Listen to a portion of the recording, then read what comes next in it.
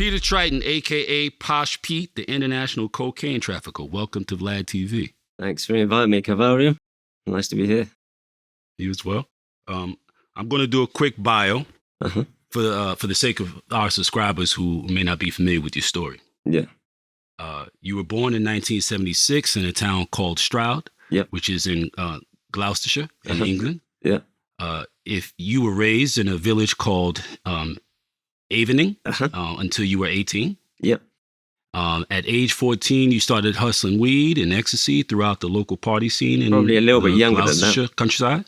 Probably a little bit younger than that, but yeah, that's about right. Okay, all right.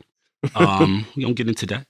In 1993, at age 17, you were busted for selling weed and LSD. This seemingly shook you up a bit and upset your family, so you decided to stop dealing instead go to university or college, as we say on this side of the pond. By 1995, you were studying archaeology at Cardiff, a local university. Before long, you were moving up to a key of coke a week. You eventually dropped out of school, but continued to expand your network into other parts of the UK. Yeah. By this time, you were pushing upwards of 22 pounds of hash, 30,000 ecstasy pills, 5 keys of coke a month. In May of 2000, at around age 24, you were arrested in England with 5,000 ecstasy pills, several pounds of weed, 2 keys of meth, 163 grams of heroin, and just enough cocaine for an intimate party, along with a sawed-off shotgun. You were sentenced to 5 years in prison, of which you did half. You were given a Category A classification, so you spent most of the time in maximum security, relatively isolated. You were released in 2002 at age 26 and immediately started shopping for cocaine connection, which you eventually found. A Colombian named Nico, who got it for you right out of the ground. Nico is the name we gave him in the book, because obviously the guy's still alive, unfortunately, but carry on. I figured that. I figured that. All right. So in June 2005, you slipped out of London on the run from a major cocaine conspiracy case. A few months earlier, British drug agents from the Serious Organized Crime Agency, or SOCA for short, had busted 2 Colombians in a cocaine laboratory, quote unquote, inside an apartment in a small but famous city called Edinburgh, the capital of Scotland, UK. Edinburgh. Yeah. How do you pronounce it? Edinburgh. Edinburgh. Well, my pronunciation's not much better than yours, but anyway, I'll get there. It's going to definitely get funny with between the different pronunciations and accents from your side to my side. You say tomato, I say tomato, and all that sort of stuff. Yeah. Literally. So while on the run, you pondered the seriousness of your situation and decided to quit the game, but not before one last run. On August 16, 2005, you and your girlfriend were arrested in Quito, Ecuador, by local police at the behest of Interpol. You were just 29 years old. The two of you were charged for multi-kilo narcotics trafficking. You were sentenced to 12 years in the treacherous Ecuadorian prison system, a fair-skinned foreigner who didn't speak the language. In July 2017, you published your book, El Infierno, which Hell in English, subtitled Drugs, Guns, Riots, and Murders. I read 130 pages of it yesterday, but I'm halfway through it. I'm enjoying it. I'm really enjoying it. I'm glad. So, first question, what was it like for you growing up in Cotswolds, or was it actually Leafy? I love the pronunciations. Yeah, the Cotswolds. Growing up there, it was, the sort of idyllic English countryside, the sort of things you see in the films. Growing up in a small village, right next door to Princess Anne, who is the daughter of the Queen, or our now dead Queen. So, in a very very nice area of the countryside, of the country. Very affluent, but my dad was a builder and my mum wasn't working, so there wasn't a great deal of money coming into our house. Typical countryside upbringing. You had a fairly uneventful child life, not a lot of trauma. I wouldn't say that. I mean, there was plenty of trauma. It comes a little bit in stages later on. But I mean, But as a basically, child, as a little kid, yeah. I mean, my dad, when I was growing up, was smoking hash. Yeah, his friends were coming around. There was parties going on. So I actually first ended up getting stoned by accident at the age of 4. Um, my one of my dad's friends was having a party, and they cooked up a hash cake, and my mum didn't realise a chocolate cake. Gave me a big slice of this chocolate cake, and obviously I got wrecked at the age of 4. So that was a christening into the world of drugs. I mean, But then, that's not traumatic. yeah, well, that's not traumatic. But then my mum started drinking. She became a heavy alcoholic. She was having psychotic episodes every time she drank, getting extremely violent, and that was almost daily. So my parents end up getting divorced when I'm 10. My mum moves out. Me and my sister stay with my dad. So yeah, it sort of starts going downhill from there, really, to some extent. Right. Yeah, and the thing that stuck out to me once I looked into what Cartel was like, I was like, how does a person who comes from this kind of environment, how do they get to a point of making these kinds of choices? So I'm glad you kind of shared that insight into your parents' condition and so forth, because I mean, obviously, those kinds of things, psychotic episodes and shit like that, is definitely going to impact a kid's self-perception. Yeah, for sure. So how did you get started selling drugs? So when my parents got divorced, like I said, my mum moved out. And the guy that she got together with was actually, as it happens, a friend of my dad's, and the very same friend who had that party that day where I got stoned by the hash cake. Mm-hmm. Anyway, this guy had 2 sons who were both older than me. And the eldest of the 2 was quite a well-known local DJ.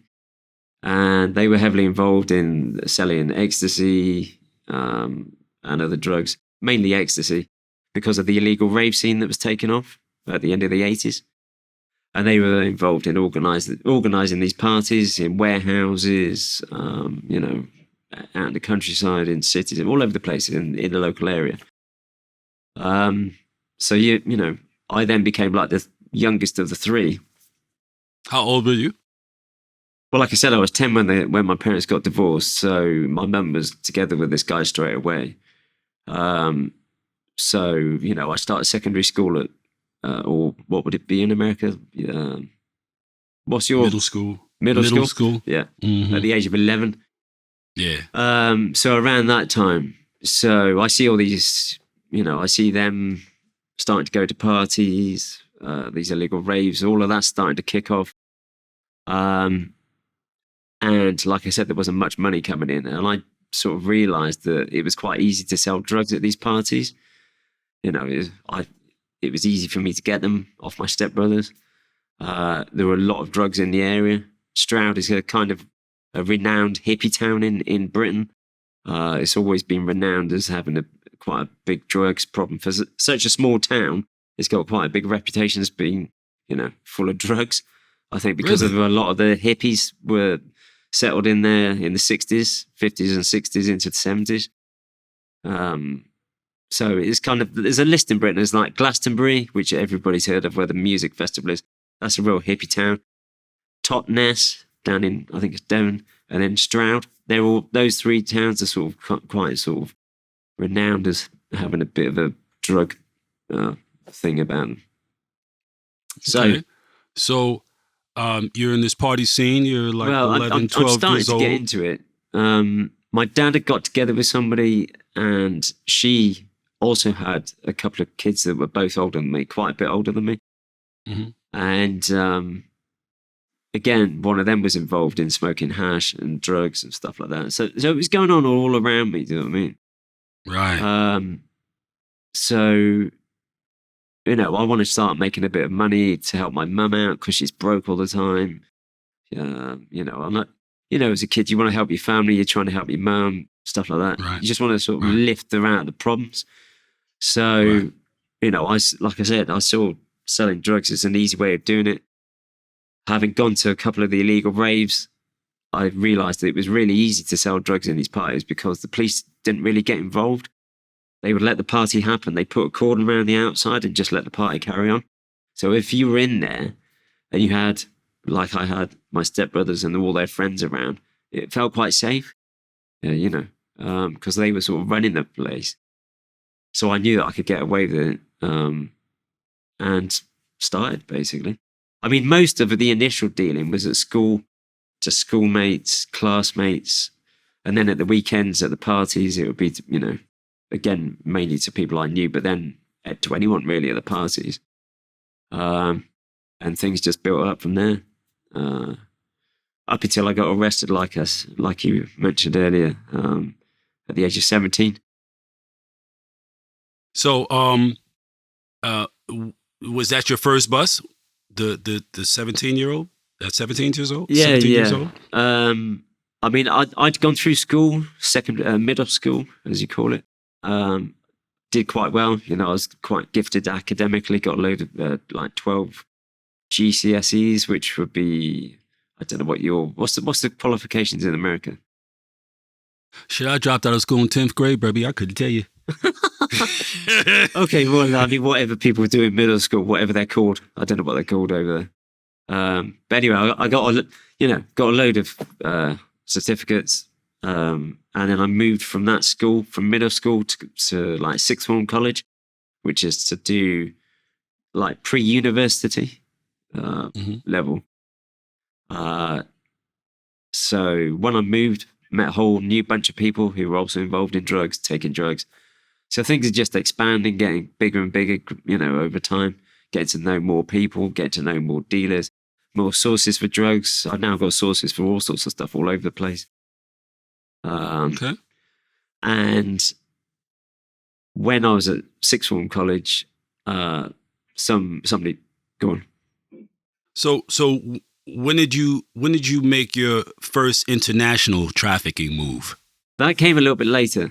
Came a little bit later. So I get arrested at 17 when I'm at sixth form college because somebody put information in about me. So that kind of just stopped me dead in my tracks. I didn't want to jeopardize my future. I didn't want to lose the chance of going to university. Didn't want to, fuck up my life, basically. Right. Of course, obviously, it upset my mum. My dad was pretty pissed off. At the time of my arrest, he was actually abroad in France. He'd recently bought a holiday home over there. Mm. And when he found out that I'd been busted, because the police had come to the home in Avening, knocked on the door as I was getting ready to leave for college. And, I've got 2 ounces of hash on me. Anyway, they find it, arrest me. When my dad found out, instead of saying, "Oh, you shouldn't be doing that, it's bad," bearing in mind he used to smoke a lot of hash himself. Instead of that, he kind of said, he told me off for getting caught. He said, you should be doing it better. You shouldn't have done it like that. He sort of gave me advice rather than telling me off. Mm-hmm. Gave me all the wrong signals. So that was like a bit of a let off, really.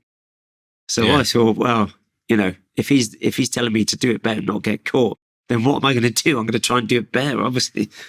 That's right. But initially, like I said, it stopped me dead in my tracks. And the college expelled me, but they allowed me to sit my exams.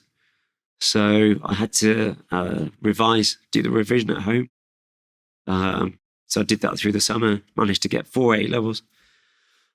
And with those, managed to gain 4 offers from different universities around the country. One was from Liverpool, the other was from Bradford, another from Southampton, and the last from Cardiff, which is the one I opted for. When did you make your first international trafficking move? Yeah. So when I went off to university, I'd stopped dealing. But having arrived at university, I realised that all the students there were looking for drugs. And again, not having much money, trying to survive on a student loan and all the rest of it, I decided to start dealing again, stupidly. And it was around this time I met a fellow student from a town in England called Stafford. Anyway, guy was quite a bit older than me.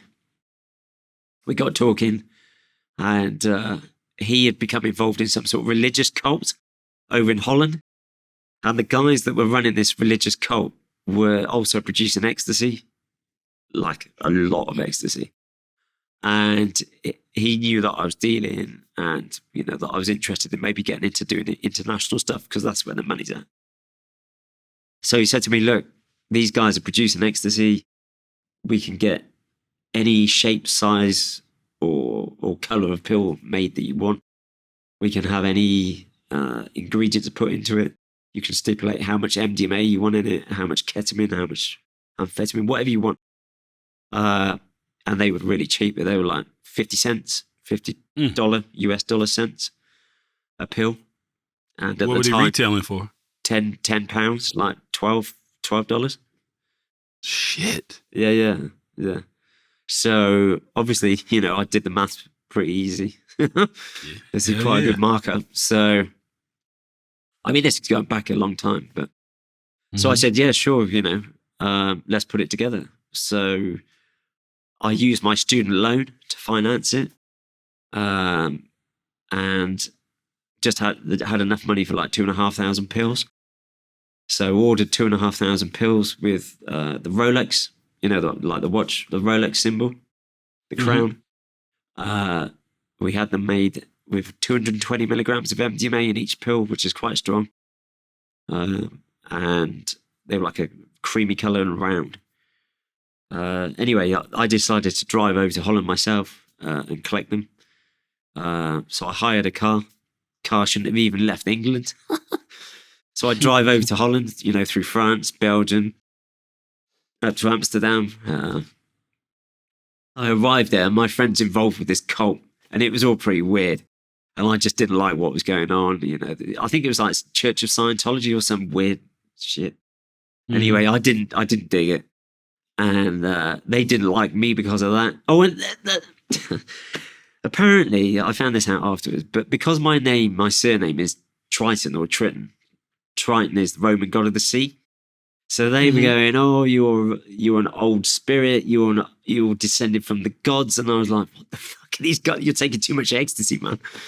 So they're telling me all this They're stuff. getting high on their own supply. Yeah, man.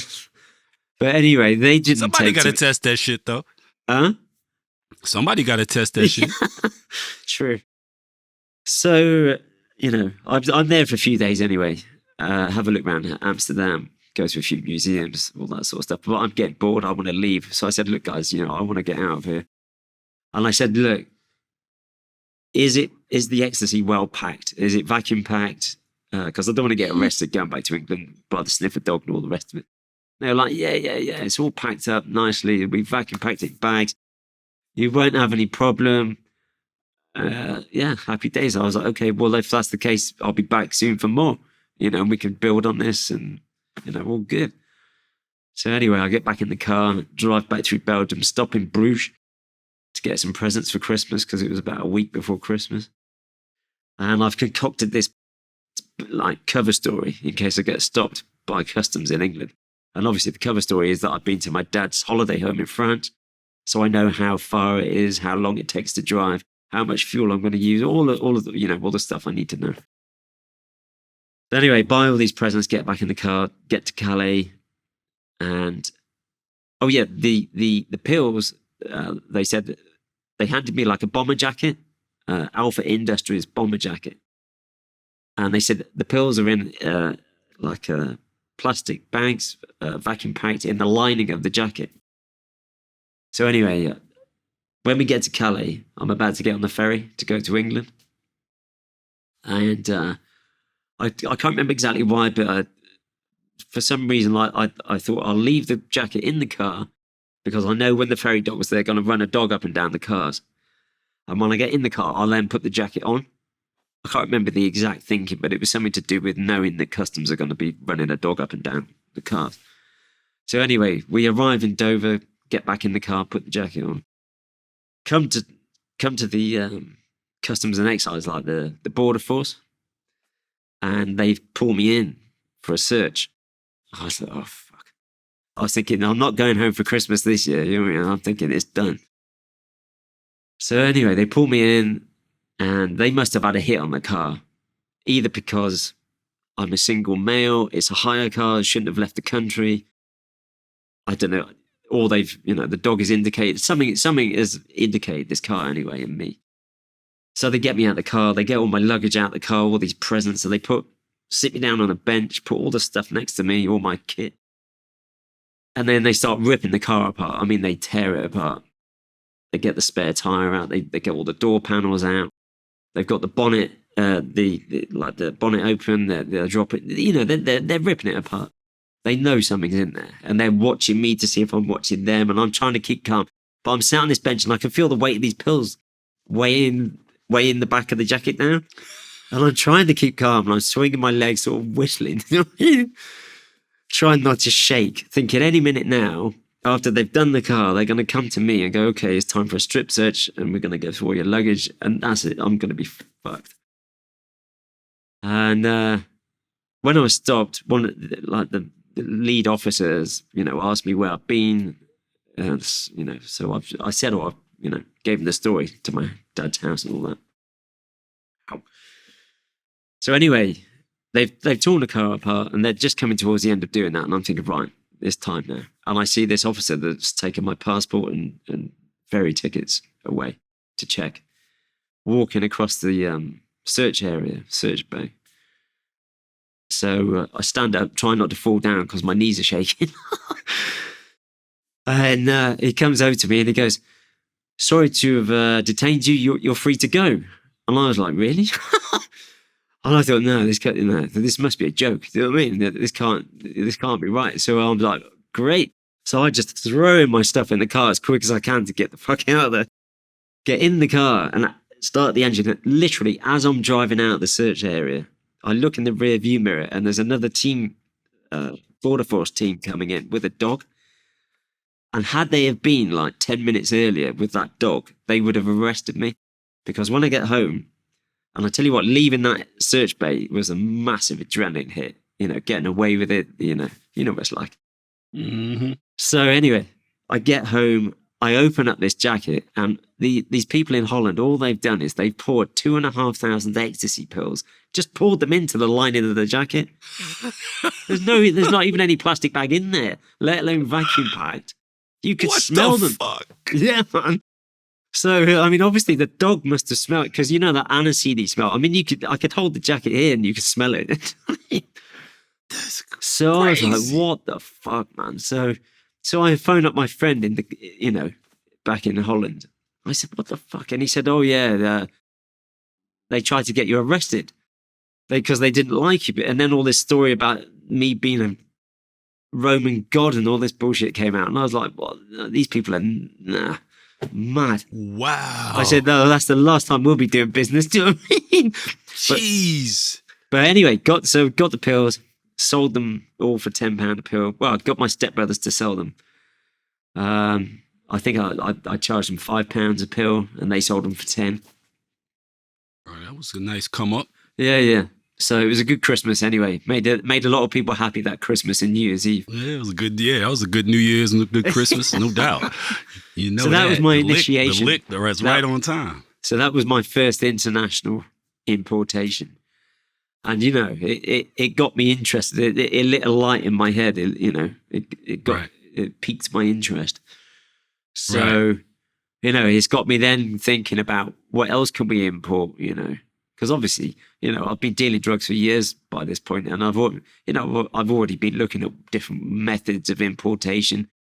I follow the news, so I'm always reading up about different ways that drugs are getting imported and stuff like that. So it gets me thinking about, what could we do next and all this sort of stuff. So I think that sowed the seeds right then and there.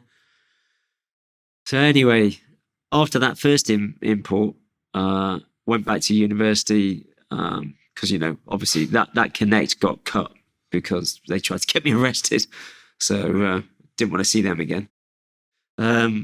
So, went back down to Cardiff, and that was when things started building up in a big way when I was at university. Started dealing a lot of cocaine.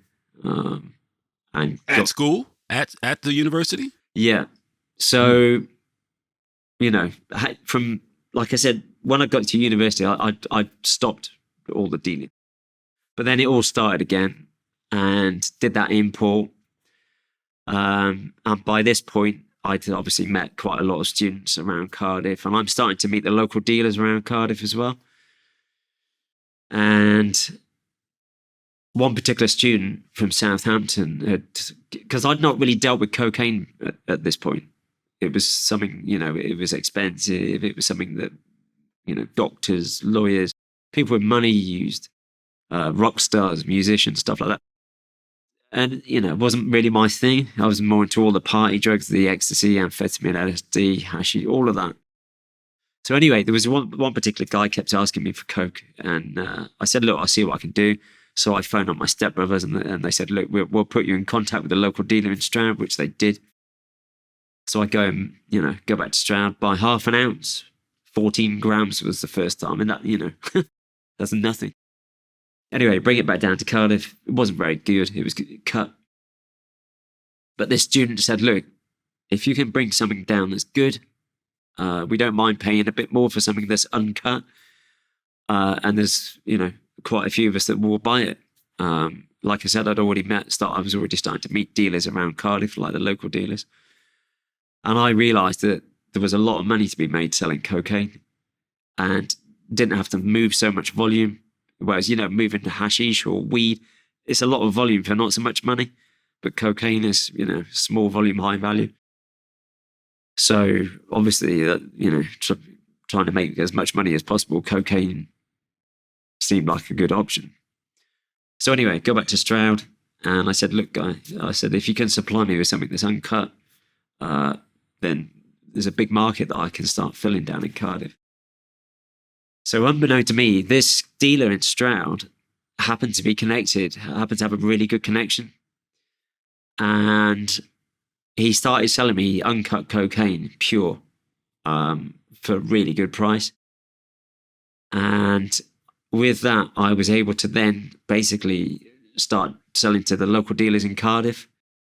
I quite quickly realised that the cocaine I was getting was much better than what they were being supplied with. So I then said to the local dealers around Cardiff, I said, could you talk to the people that were previously supplying you, like the bigger dealers in South Wales, and see if I can maybe supply them in as well? Some of them were like, we don't think that's a good idea. They won't like it. But there were a few of them who said, yeah, sure. We'll make a phone call and come and meet them. So I'm expanding the business, So go and meet these bigger dealers, in the bigger cities like Swansea, Bridgend, Port Talbot, up into the Rhondda valleys. So all across South Wales. A few people from Bristol I'm starting to meet, which isn't very far from Cardiff. And again, it's quite apparent that the cocaine I'm getting is of A1 quality. I mean, it's literally uncut. Really good flake. And I can beat the prices that even they're paying. So I'm able to start supplying them. So it's gone from like 14 grams up to whatever they were asking for, half a kilo, ounces, whatever was asked for, I would get. At this point, the local dealer back in... What was the key going for at that time? It was about £26,000. So about $30,000, I suppose, something like that. Mm-hmm. Give or take 1,000 or two, depending on how much was around, So you were retailing them for about 30 US. Yeah. I mean, how much what was your price? I mean, if I was just flipping a kilo, I would just put 1,000 or 2,000 on. It depended who it was going to. Mm-hmm, mm-hmm. Some people I would charge more, others less. But on a kilo, average was, because it was just quick turnover, it would be like a grand, $2,000.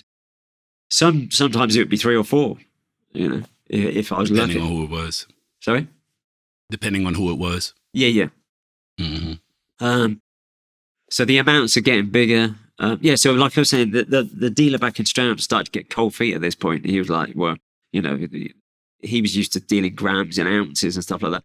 Suddenly I'm coming back and asking for half a kilo. He was like, well, I don't want to be involved in this amount. So he offered to introduce me to his supplier, who was a guy up near Oxford who was getting the coke direct from London, from the people that were importing it into the country. So I went and met him, got on really well. He was a musician, quite a bit older than me, quite a well-known musician. He'd had a couple of top 10 hits in the 70s. He used to hang about with members of The Who, the band The Who. So, top-level musician. Shit. Yeah. In fact, well, yeah, I won't mention any specific names, but, you get the idea. Mm-hmm. So start traveling out to London with this guy and start meeting his people, who were the people that are bringing it into the country. And I knew they were that they were high level, but it was only recently that I really did some digging into their background. Because, at the time, you don't want to know where it's coming from, really, do you? There's questions you don't ask, and that's one of them. Right. Plausible denial. Yeah. I don't know. So it's like, I don't care where it's coming from. I don't know. It's good quality, it's cheap, that's all good. I don't care where it's from, I don't know. Do you know what I mean? But anyway, it was coming from, these guys were importing it from the Medellin cartel. It was like the tail end of Pablo Escobar's cartel. He was dead by this point, but the cartel was still operating. Mm-hmm. And what they were doing was they were chartering sailing boats, yachts, sailing over to the Caribbean, northern Colombia, like Cartagena, Santa Marta. And they were loading up with like a ton and a half of cocaine, sailing it back through the Caribbean, back to Britain. And they were doing what's called coopering. So they would offload the cocaine onto fishing boats that had come out from local ports, from Southern Ireland, from Kerry, Cork. Or sometimes they would just sail it straight into Southampton, Portsmouth, where they would offload.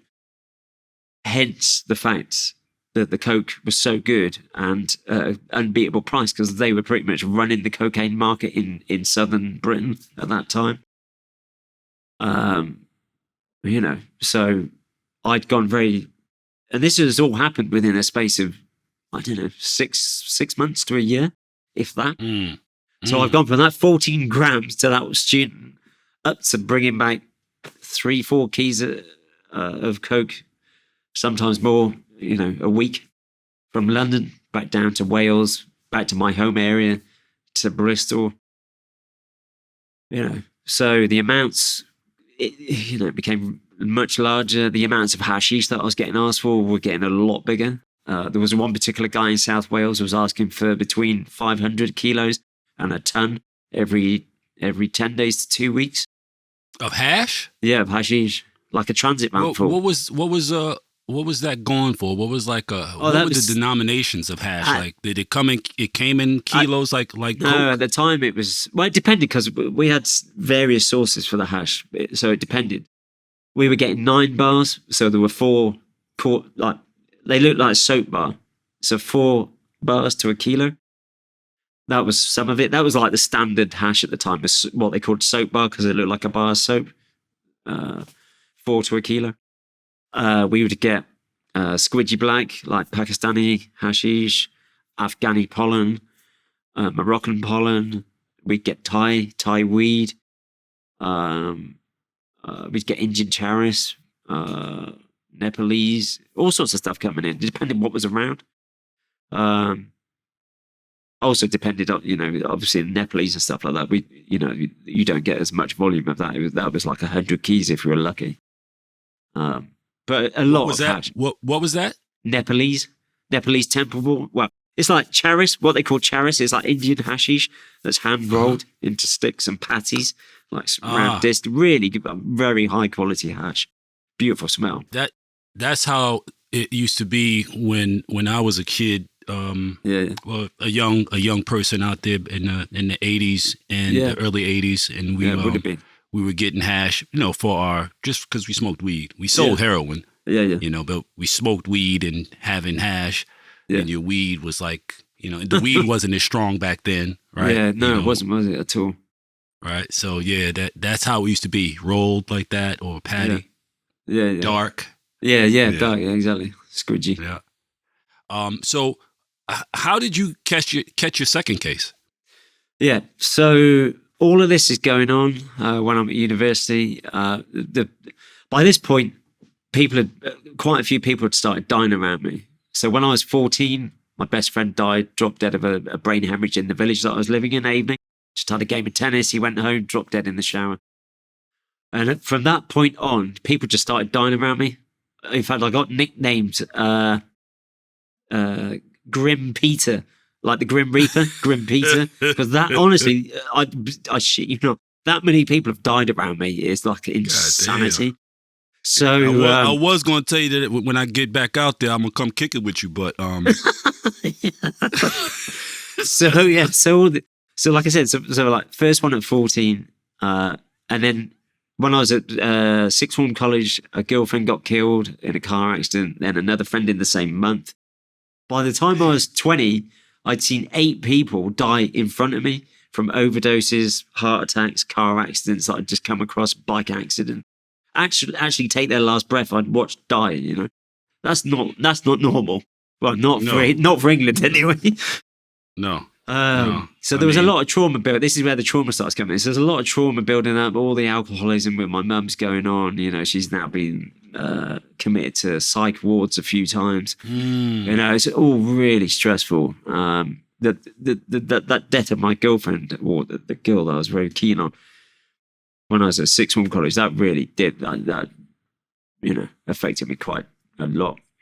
So anyway, in the second year at uni, with all the drug dealing, which to some extent was a form of escapism, I think. You know, I definitely got off on the adrenaline of it all, the excitement and the whole lifestyle. But a big part of it, I think, was the escapism of drug dealing, using drugs, not massively using, but using some.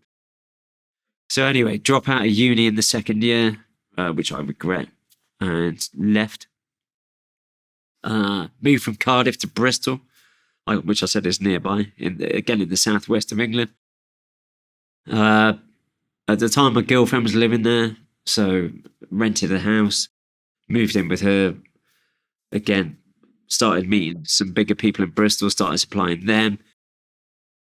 Got some new connections up in London with some other people for more cocaine. Oddly enough, I didn't know it at the time, but the Colombian that I later become partners with, that I did the international thing with, was actually supplying one of the people I got introduced to when I was living in Bristol. Turned out it was the same Colombian. Weird coincidences in my life. Wow. Yeah, very weird. So, yeah, just keep expanding the business, expand into Scotland, start selling to someone up in Edinburgh.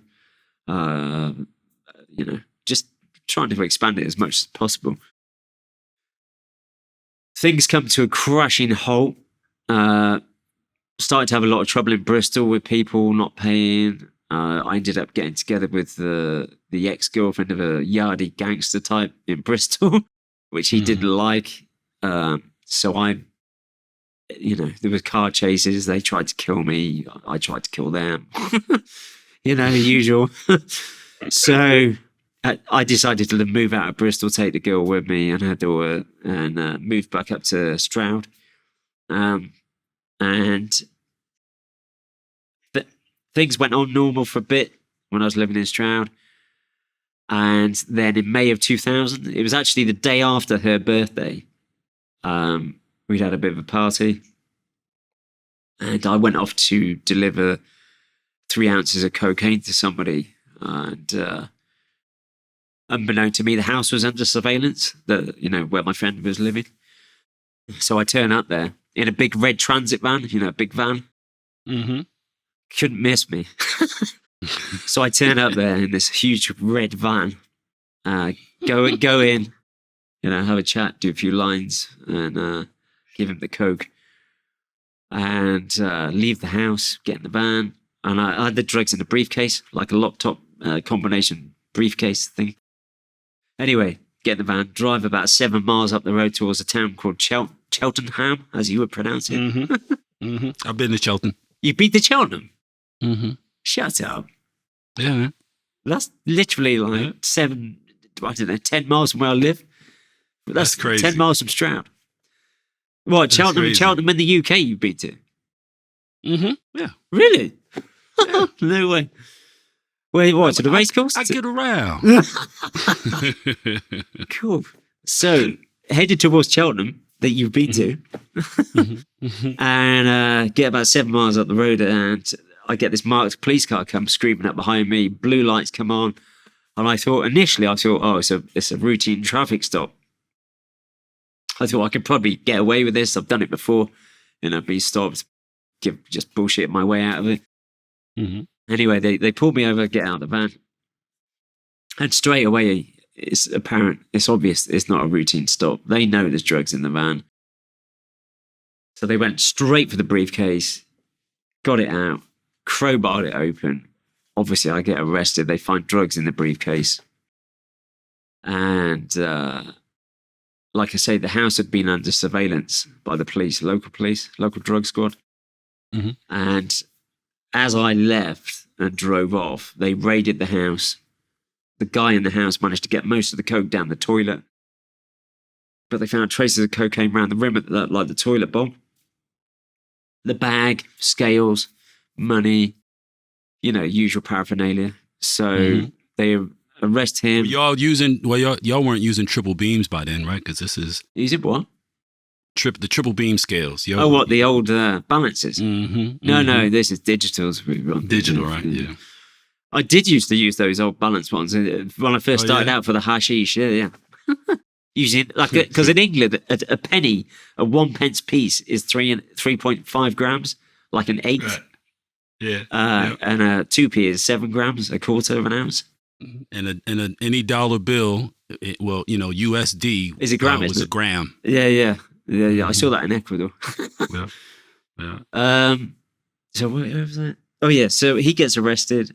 Mm-hmm. Obviously, at that point, they've come off, up the road after me. I get arrested. The guy in the house got bail because they didn't find a particularly large amount of drugs. They just found traces and paraphernalia. So he gets bail. But I get arrested. I get taken to the police station in Cheltenham. They find a sawn-off shotgun in the back of the van, broken into bits. Because I knew if I got caught, it was better to be broken down into bits than ready to go. So anyway, they find that. Didn't want to tell them where I lived, obviously, because I knew there were more drugs in the house. By this point, I'm renting a wing of a manor house in a village called Slad. If anybody's read the book Cider with Rosie by Laurie Lee, the house is mentioned in that book. It's called Steambridge Court. Beautiful place, amazing place, beautiful village, idyllic setting, big lake in the garden, amazing place, lovely, just beautiful. But in the middle of nowhere, no telephone reception there, which I purposely looked for so I couldn't be tracked by the police. So anyway, it takes them a while to find this place because I don't want to tell them where I'm living because I know there's more drugs at home. And I'm hoping that my girlfriend, who's still at home, would have thought, oh, he hasn't come back for a day or two by now. Maybe I should have a clean up. But she doesn't think. And sure enough, the police get there. They find all the drugs. And I get arrested with all that list of drugs that you gave earlier. So I get charged with all that. How did they find that? How did they find where you lived? If you didn't tell them, was it on your driver's license? It must have been on paperwork or phone records or something. I don't know. I can't remember. But it took them a while. But they got there eventually. So go ahead.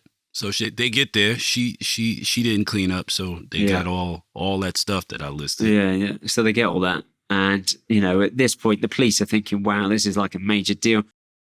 They've connected me to some major crime families in London by this point. Obviously, I forgot to mention the guys that I was working with, the ones like the musician and his crew that were bringing it in by yacht. They all got busted. Well, not the musician, but all the people that were bringing it in. They all got busted in 1998. Me and the musician, the guy I mentioned earlier, my supplier, we were sat waiting for them at Marble Arch, and the guy didn't turn up. Friday night, London, and he had basically what had happened was he was dealing with a Libyan or Lebanese diplomat.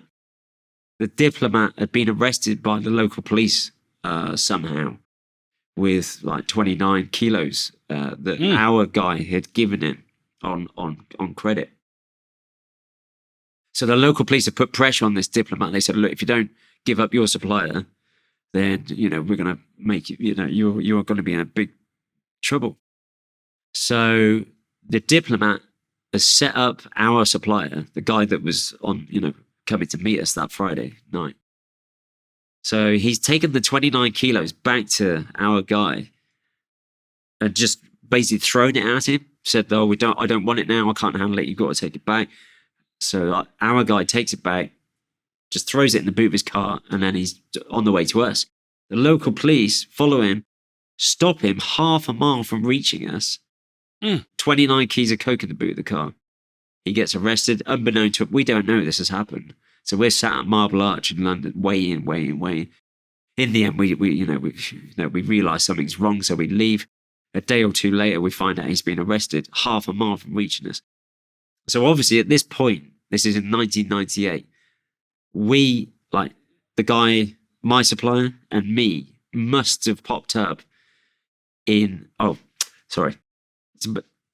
The local police, unbeknown to them, had accidentally come across a big surveillance operation by like the National Crime Agency of England on this organisation and messed up a whole big surveillance, like a 2-year-long operation or something. And without a shadow of a doubt, me and the guy that was supplying me, must have been seen by the police that were doing the surveillance on this crew, bringing all the cocaine in. Because after that, it was 2 years after that my problem came in Gloucestershire when I got arrested at the Manor House. Well, not at the Manor House, but on the road to Cheltenham. Mm-hmm. So I'm pretty sure that's when I popped up on the radar big time. Do you believe that someone grasped on you in the car stop situation? I never knew, but yeah, obviously, because 90% of arrests are intelligence led. So yeah, certainly someone did. So when that guy got arrested with 29 kilos of coke in the boot of his car, because the local police had fucked up this big surveillance operation, the National Crime Agency then decided to take all of the people out, like the rest of the main ones. They arrested 14 people all around Britain, most of them in London. Seized 440 kilos in London and 660 on a fishing boat in Kerry, I think it was, in Ireland. So that was the end of that crew. Sorry? God damn, 1,000 joints. Yeah. So that was the end of that lot. And yeah, their case went on for ages. I think they were on remand for about 5 or 6 years. So going back to me, so I get arrested in 2000. When I got arrested, the police had already connected me to that mob, that were bringing in loads of coke by sailing boats.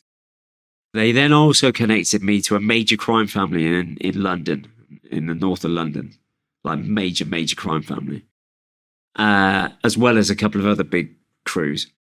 So to the local police in my area, they thought I was, Mr. Big, even though I was only like 24 at the time of my arrest, long hair, longer than this, hippie raver, happy-go-lucky. And they were just like, wow, you're a major crim, you're connected to these people, that, and I was just like, no comment, don't know what you're talking about, all of that. But because of all of that, and because of some other shit that happened, a police officer got threatened with her life whilst I was in the police cells. So they had to put her in protective custody. And, there was just a lot of crazy shit going on. And because of that, they put me as, category A high security prisoner, which was a nightmare. High security prison in any country is a horrible affair. So I go into Gloucester prison. I'm the only potential category A prisoner in the whole prison.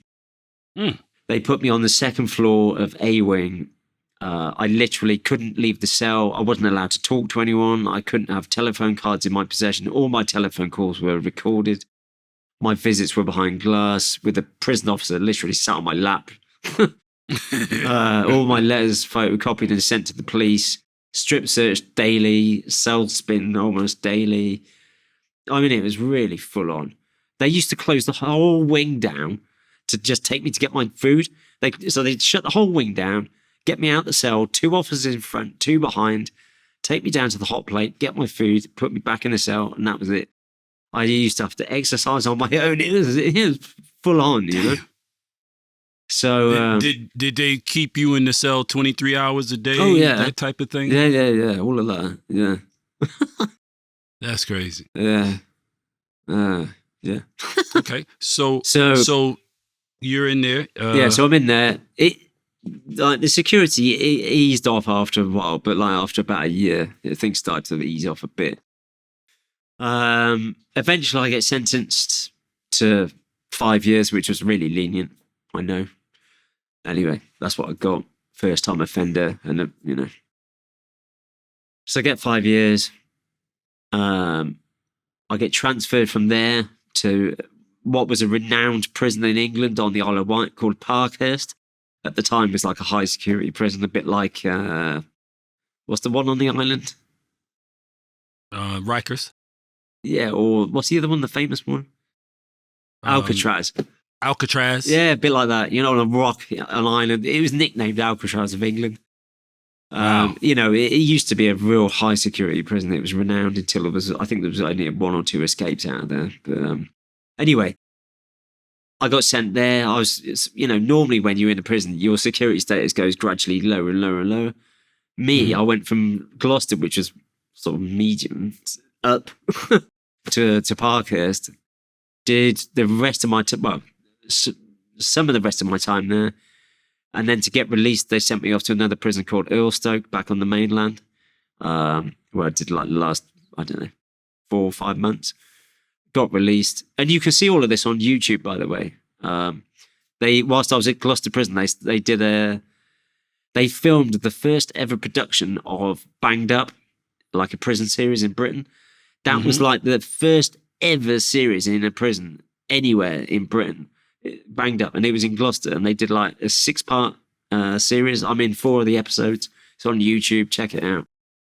Yeah. I caught some of it. I'm really young in that. I look like I'm about 10. Yeah, you do. Yeah. So keep my head down in prison. You know, steer clear of all drugs. Don't want to know. Whilst I'm in there, I learned to paint and decorate. Like I said, my dad was a builder. So I decided to look, you know, it's something to do, get you out of the cell. So managed to eventually get on a paint and decorating course, learned to do that. Where was I at? Oh, yeah.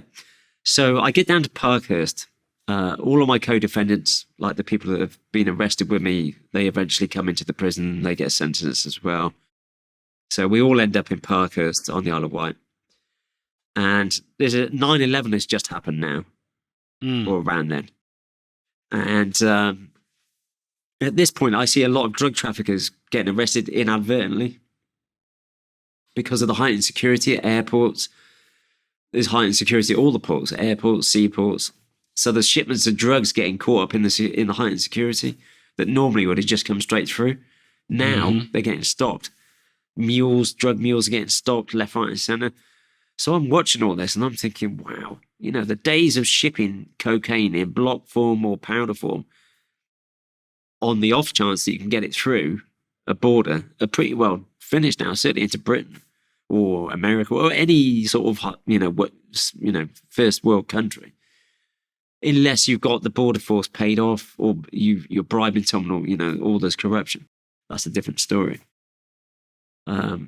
So, you know, going back to ideas for importing stuff, I started thinking, well, you know, start reading up about ways of impregnating cocaine into clothing, you know, soaking clothing in liquid cocaine, just bringing it in liquid, bringing it in I don't know, soaked into paper, just basic forms of impregnation. And then I used to get a newspaper once a week on a Sunday, big national newspaper, lots of supplements. It would take me a week to read the newspaper, basically, because there's that much, that many supplements. So anyway, I get this big newspaper, I'm reading it, and I come across this article about this shipment of cocaine that's been seized in a container. And the cocaine was impregnated into plastic garden patio sets, like the plastic white, chairs and tables that you get. Mm-hmm. And I was like, wow, that is pretty fucking cool. That is a really good way of bringing cocaine in. Because this is the time that they start bringing scanners into airports and ports. And I'm seeing all the security and, and it's just becoming so hard to import drugs. But this way of importing cocaine, this beats the scanners, it beats the X-ray, it beats the dogs, and it even beats the reactive test. And I'm like, wow, well, there's not much else that they can get it on unless someone talks.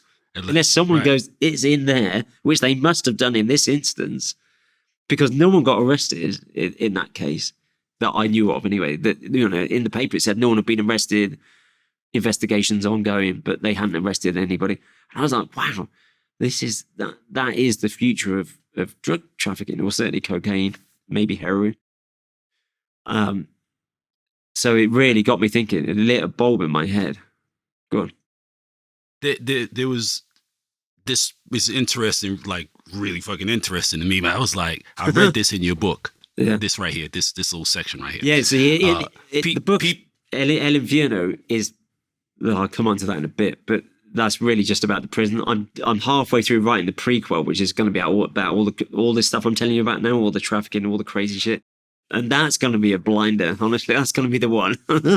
Yeah, if it's anything like this, it's going to be really crazy. Like you said, people have been soaking clothes in a solution containing the cocaine for a long time. Yeah, the that's problem basic. with that was the smell was easily detected by a sniffer dog. It starts would crystallize on the crystallizing. material, and it would make it stiffer and therefore exactly. quite noticeable. The method we used was a lot more advanced, Yeah, but also far harder to do.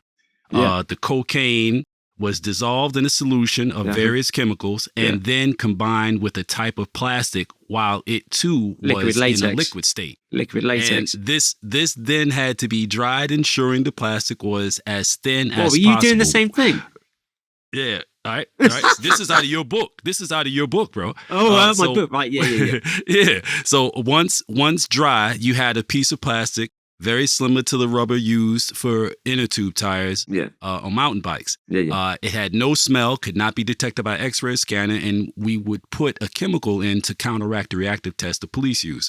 These sheets were then incorporated into the lining of something. In your case, it was what you're going to explain what it was, but that blew my mind. Yeah, man. It's cool, isn't it? Bruh. Well, it's not good. I shouldn't say that, but it is. So I'm in Parkhurst, and I read about this plastic garden furniture and blah blah blah. So I get hold of my co-defendant, the musician who's in prison with me now as well. And I said to him, look, our days of dealing drugs in Britain, like the way we were before we got arrested, they're finished. When we come out, we're going to be under surveillance by the police. We're well known to the British police now. It's just, we just can't do it. We just can't go back to the way we were working before, because we're going to get arrested pretty quick. So therefore, initially, my plan was to go straight, start a painting and decorating business. My dad had offered to give me all the painting contracts on the back of his building work. So I had a ready-made business to come out and do. So, I'd seen how much it upset my mum. From me trying to help it done the opposite. It actually made things a lot worse. So I get out of prison after 2.5 years on parole, got parole. So I get released.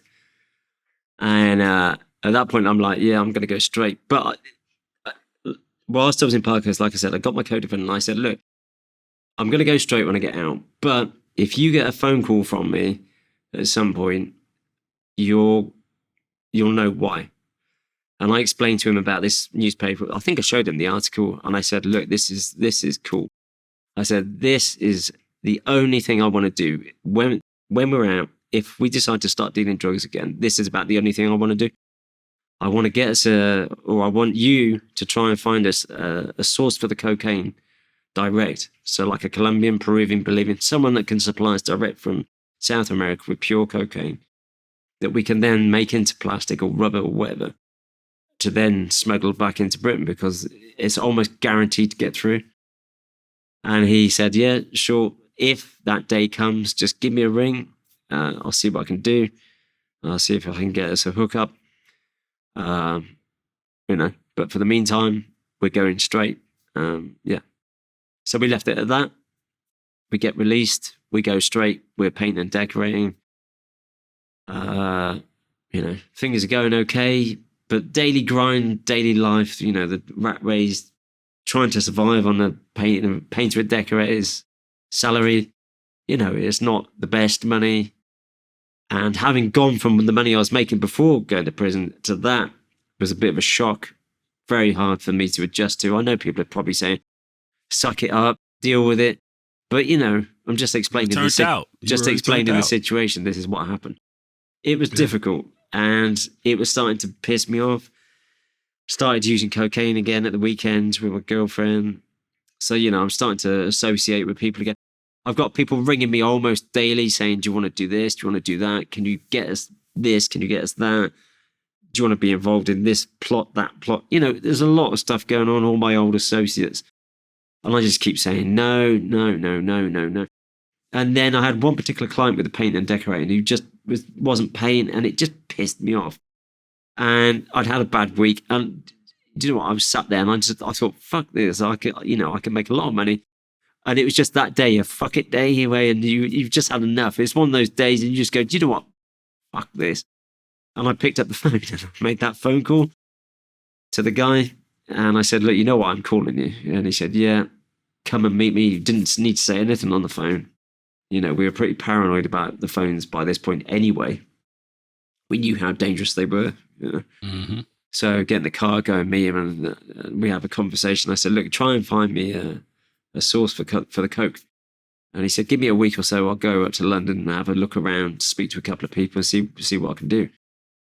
So we left it at that. He went off. And sure enough, after about a week, I get a phone call, and he says, come and meet me. So I go and meet him. And he said, yeah, I've found a guy, a Colombian, Nico, as I called him in the book. Come up and meet him and his friend, a Chilean guy. They're selling coke. And I said, okay, well, initially what I'll do is I'll come up on the pretext of buying a kilo of coke. Because I had a guy from South Wales he'd been asking me for cocaine, basically. So I rang him up and I said, look, I explained my plan. And I said, look, would you finance this? Because he had a lot of money at the time. And he said, yeah, sure. And he said, I need coke anyway. So I said, well, give me the money for a key of coke. I'll go up to London. Initially, I'll just buy a key of coke, have a chat, see what they're like. And we'll take it from there. So I travelled up to London, bought the kilo, met them, had a chat. They seemed okay. So did that once more. And on the second or third time, I said, look, guys, really, the reason I'm actually here is because, I want to start importing cocaine into Britain. I can bring a lot to the table. I can bring a lot of a big customer base. I know a lot of people around Britain. I've got, I can help with logistics. I can get passengers, all sorts of stuff. I've got a lot of contacts. I can bring money to the table to finance it. Would you be interested in teaming up? And they said, well, look, actually, the cocaine you've been buying, we've been importing ourselves anyway. We're already importing on a small scale. It's impregnated in rubber in the ground sheets of tents. And I was like, what the hell? That's crazy. I said, guys, I didn't necessarily have tents in my mind, but it was plastic and rubber I was specifically looking for. And it was just like the eureka moment. It was just like, this is destiny. This is meant to be. It just felt like, wow, this is my life.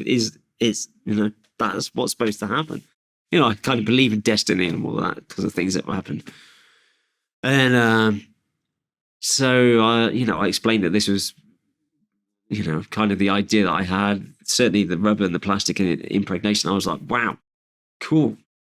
So we teamed up, set a few ground rules about how we were going to operate, security, things about, we used to change our phones every 2 weeks on a set day. We wouldn't talk about any specifics on the phone. We'd only use them to arrange a meeting, but any meetings, we'd take the batteries out, chip out, leave the phone at home, preferably, all that sort of stuff. We set all these rules at the beginning.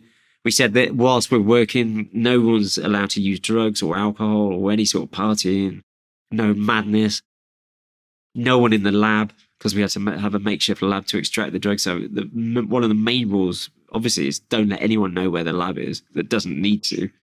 I mean, that's a weak point in our chain.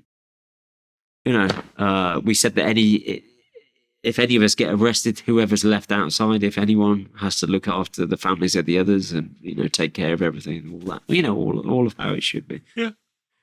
So yeah, we team up, and I got the guy from South Wales to finance the first one. He put up like £30,000. And with that, we transferred the money out to Cali. This was operating with the Cali people, sort of Cali Cartel end of things. Like moving large sums of money, like within a country, it's difficult. It's not easy, bro. Yeah, like that was always a serious concern, right? How were you guys, especially after post 9/11, how were you guys moving these large sums of money from one country to another? Yeah, I mean, initially we were using, just the normal like Western Union, MoneyGram, but we knew that there were certain limits. At the time, it was, I think, £4,000 in a month was the maximum any one person could send. So we used to pay people to send transactions, make transactions for us. We'd only let them send £1,000 at a time. We'd pay them £50 to do it. And we'd only use them like 2 or 3 times in a month. As well as that, the Colombian, I think it was the Colombian, managed to find a couple of dodgy money transfer agencies who would take cash in the carrier bag and they would transfer it on the back of other people's transfers bit by bit, but they would charge a higher percentage, but it was safe because it was under the counter. And there's various money transfer methods that are black market, there's various ones. So we were using, it would cost more, but we were using those as much as we could. Chinese, Indian, people like that. But yeah, it was a problem. Sometimes we would send people out with cash, a certain amount of cash. Yeah. Like on their person? Yeah, sometimes. Yeah. Not. And they would just fly over to Colombia? Using like high denomination euros with, the favorite, 300, 400, 500 euros if we could get them. High denomination euro notes.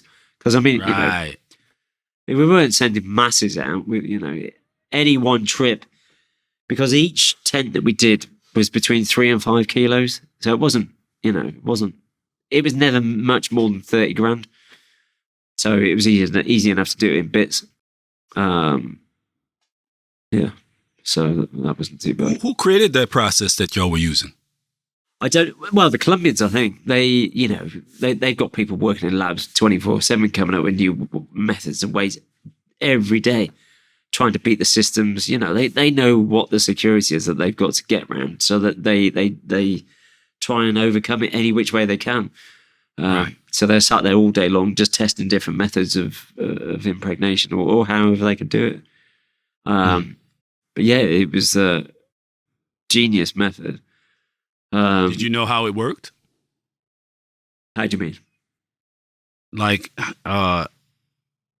had I seen it? How did they get, like, if it's got all these different chemicals to stop them from being able to smell it, stop them from being able to test it, all this stuff, like, how was the cocaine extracted from the cloth? All right. So basically, I flew out to Ecuador to bring the first one back. because I wanted to make sure it got back. And I also wanted to go out there and see everything, every stage of the bringing the tent back, going through customs. People will probably think, oh, that's crazy. But I didn't want to be sending other people to do something that I hadn't done myself in the future. Absolutely. I agree with that. I thought it was highly unlikely that the police are going to know that that this is happening, because it's the first one. We're just starting. It's very unusual that the police get the first one. It's normally like the third, fourth, or fifth. Once somebody starts talking, or they get to hear about things. Mm. So anyway, get a flight out to Quito, meet the guy. The guy travels down from Quito is Ecuador. Right? Yeah, Quito in Ecuador. Sorry. So we were thinking about either Ecuador or Venezuela as a transit point, mainly because they don't really produce cocaine themselves. So the thinking being that it would be draw less attention to the flight, on that, yeah, passengers. I mean, these days I don't think it makes much difference. It's the whole of South America. Not anymore. Yeah, not but anymore. Back then it was a little bit slightly different. So went out there on the tourist tip, trying to make out that I was doing the tourist thing. Went to Cotopaxi volcano, went around and collected loads of brochures about tourist things. Just did all that sort of stuff as a backstory. Got the tent. So the guys come down from Cali, and the reason he picked Ecuador primarily is because he had a network in Quito where they had a safe house, they had somewhere to store the tent, all of this, so they felt safe there. Mm-hmm. So I've arrived. I'm there about a week, done all the tourist bit, and he arrives. I bought an Ecuadorian telephone and chip, sent a number back to London so that when he arrives, he can call me on the Ecuadorian rather than going through London, a bit safer. So I get a phone call. He's arrived as well. He sends a taxi for me. Taxi takes me all through Quito to make sure I'm not being followed. Get to the outskirts of Quito, get out of the taxi at a garage, a petrol station. And he's waiting there. And he didn't speak much English. I didn't speak much Spanish. So he said, follow me. So I followed him to this gated compound. So this big metal gate rolls back and we walk in, and the gate closes behind us. And I think, well, that's it. I'm in it now. Yeah, there's no going back normal. now. That's kind of normal in South America. Yeah. I lived in the Dominican Republic, and now we had a big giant gate like that. Yeah, two guys outside with sort of shotguns and shit. Exactly. So so I've, the gate rolls shut. Go up a set of stairs to the first floor. In a door shuts behind me, and on the back of the door there's a gun hanging off the back of the door, like a shotgun or something, long barrel. Mm-hmm. So I was like, oh, that's not a good sign.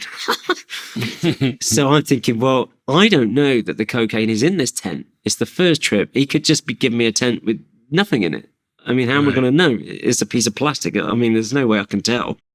Right. So I try and convey this as best I can in my non-existent Spanish. Spoke a bit of French from school, but I mean, it's not Spanish, is it? And he gets the drift anyway. So he goes, follow me. So I go through into this back room, and he gets this tent out, and I shit you not, this was a 10-man camping tent. It was huge. It was like as high as my waist, and I'm like 5'10", like 1.70 m, so half of that. It's about a meter high, this tent. Round. It was huge. Weighed about 40 or 50 kilos in total. Huge thing. So he unrolls it on the floor, this apartment or whatever. And he slits like the corner of the ground sheet in it, and pulls out this little bit of rubber, cuts a little bit of the impregnated rubber that we've got in there. And he gives it to me, and he says, chew it, using sign language and whatnot. So I put it in my mouth and I chew it, and obviously cocaine makes you go numb, it's an anesthetic.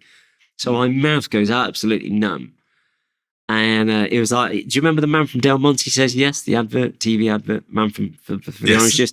And I felt like the man from Del Monte Says Yes, but I couldn't talk. So it was a bit like, but my mouth was so numb, it couldn't really talk.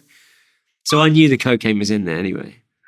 And it must have been pretty good. Well, it was good. It was excellent, in fact. Right. So we rolled the tent back up, pack it back up, roll it back up. And I go back to the hotel and I wait around 5-6 days for my return flight.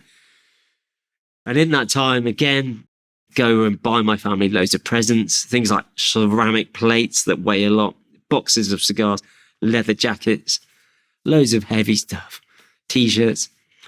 Totally forget about my luggage allowance. Get to the airport, to the KLM desk. You know what's coming. And I put this tent on the conveyor belt, where it weighs you, on the scales where it weighs all your bags and my bags and all the presents. And I'm about, 50 or 60 kilos over the allowance.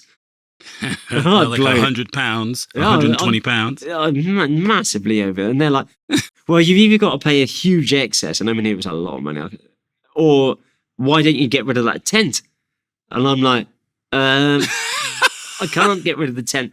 But here's me in the airport, right? Giving away all these presents to the people that are working in the restaurant, the shops, giving away all these presents, like ceramic, everything, leather jackets. They must have thought it was Christmas. But the people at the desk, the KLM staff, are watching me and they must be thinking, this guy is obviously a fucking drug dealer. So it must have gone ping, ping, ping. All the flags have gone up. So anyway, I managed to somehow get through onto the plane. And I'm like, wow, yeah, that was a miracle.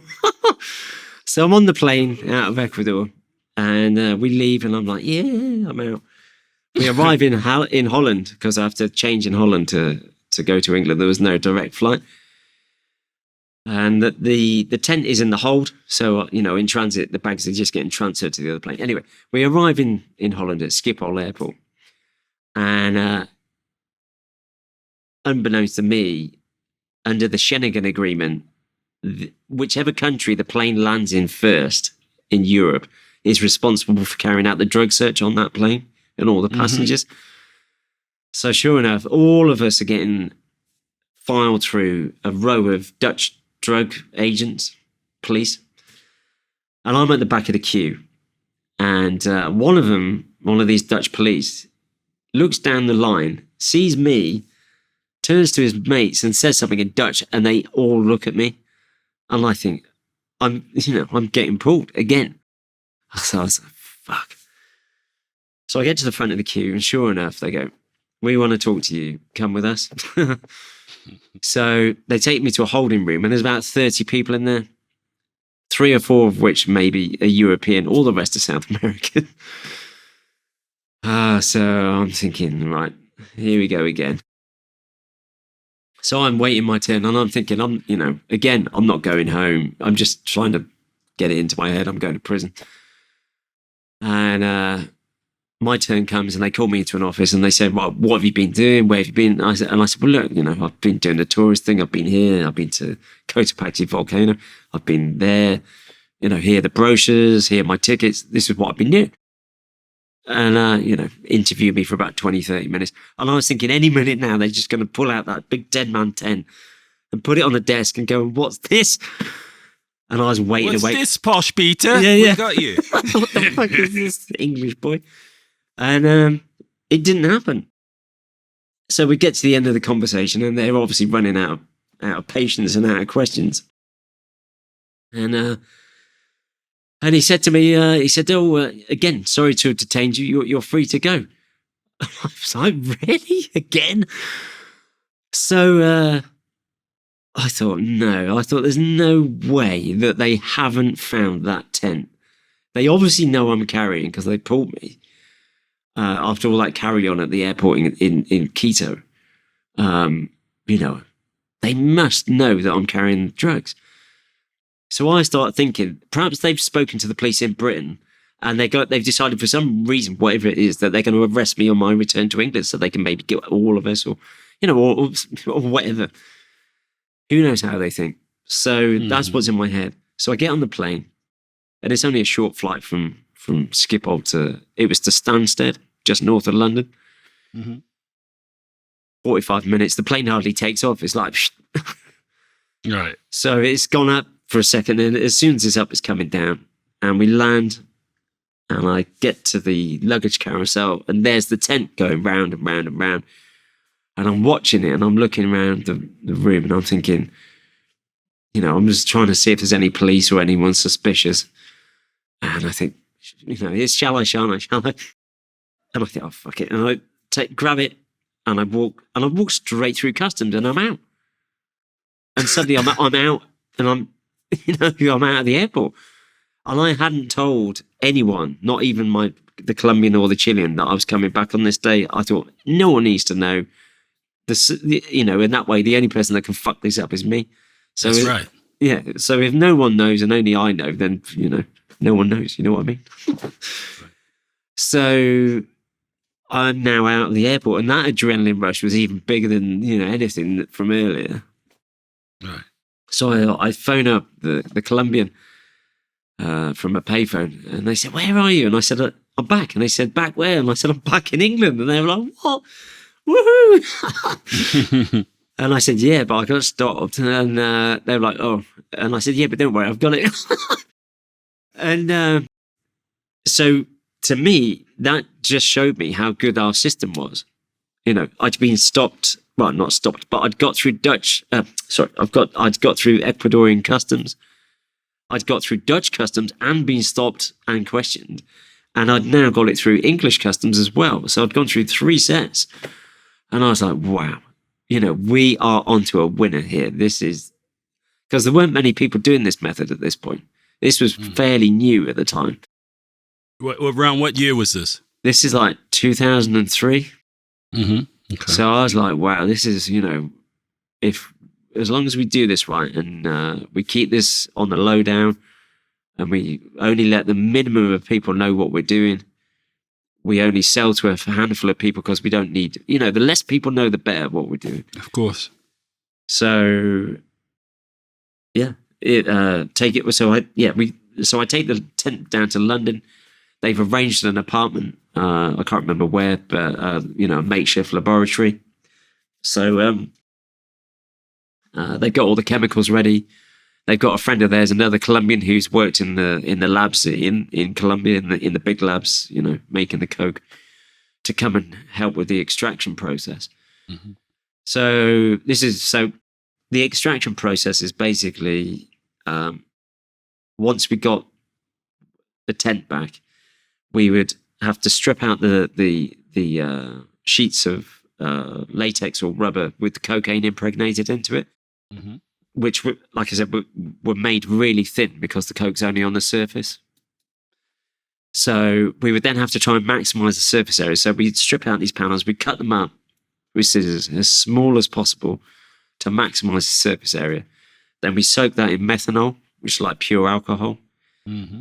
And then to answer your question, we would then filter that solution. So after about 24 hours, you would see the color of the methanol change from being clear to like the color of gasoline. Mm-hmm. So at that point, you would know that the cocaine has come back out into solution.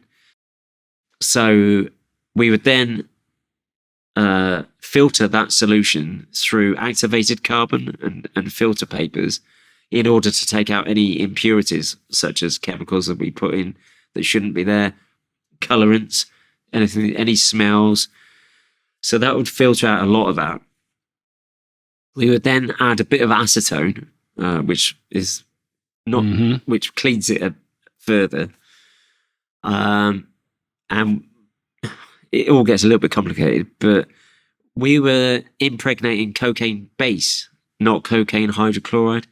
Mm-hmm. And the reason not the powder that you could actually consume, but the basis of that. No, because cocaine base is similar to crack cocaine. Mm-hmm. It's at that stage. Yeah, Bussy. Mm-hmm. And the reason that we were doing that is because when it came to the extraction process, if we used cocaine hydrochloride, we'd lose about between 20 and 30% mm-hmm. in volume. Whereas if it was cocaine base, we'd only lose between 10 and 15. So mm-hmm. a lot less loss in volume. So we used to use base, and it was stronger as well. So once we got it into the solution, we filled it, put a little bit of acetone in, and a little bit of hydrochloric acid, obviously so it's to break the membrane down in your nose, so it gets into your system. We would then boil that down in a non-stick wok, for doing your stir fries. on an electric hob with a powerful extractor fan over the top, because obviously there's a lot of fumes coming off this and it's highly explosive. Right. So evaporating all this alcohol off, and it would get pretty heady in there, you know, the mix. Hell yeah, I bet. I bet everybody was high. Yeah. So we're all getting high as hell and drunk in a weird, like, really weird buzz. And you'd start to see that the liquid would start to congeal, start to thicken up. Mm-hmm. And at this point, we'd like turn the heat right down so as not to burn it. And you'd see it start to form into like powder. And, you know, and then turn it down even further, and it would just form back up into powder. That's crazy. So we would then have powdered cocaine, not cocaine like in flake, you know, like you see, right? You know, not because that's a bit of a longer process, and we didn't need to do that because the people that we were selling it to were quite happy to buy it either in the powder form like we were getting it to, or we would then repress it using a hydraulic press with a box. So it was in a block form, but not flaky. Right. So once we got it into the powder, we had our friend build a box out of hardwood and bolts, and we had 2 steel compressed plates, top and bottom. So we then put some cheesecloth in there, or muslin, and put about 5 layers of coke in up to the kilo. But between each layer, we spray a bit of acetone in there to get it to bind up nicely, and for the smell. Oh no, sorry. We would quite often cut this before we did the repress. We'd put normally about 60% cocaine, 40% cut, depending on how it washed back into crack, and also how strong that mix was. You know, because when you brought it back, it would be like what 96, 97%, right? 90, so in the high 90s, pure. Yeah, throw that cut on it. Yeah. So that 5 keys would turn into like 8 keys. 7.5. 7, something like that. Okay. Yeah. So having cut it, we would then put it through coffee grinders to make sure the cut was all even, so it was evenly mixed. It used to take a while to do all this. Like 2-3 days sitting in that lab, and it was a bit nervy then, you know. Loads of cocaine everywhere, you know, it's all up in the atmosphere. Yeah. When I was reading, you know, these parts in the book, it brought me back to when I first got introduced to this kind of mixing the coke in to get it over. And back in 86, I started getting some that was in Jamaican or Dominican rum. Oh, yeah. But we could only cook that back to crack, which is what we wanted anyway. That we only could, though. We could not bring it back to powder. It could only be crack. Mm-hmm. I mean, it could only be crack. We had to cook it. We had to literally like cook it like we would normally cook it. Yeah. And, you know, like as though we were cooking up, and then, you know, it would come, you know, the oil would drop just like it would if we were doing it, you know, just with water.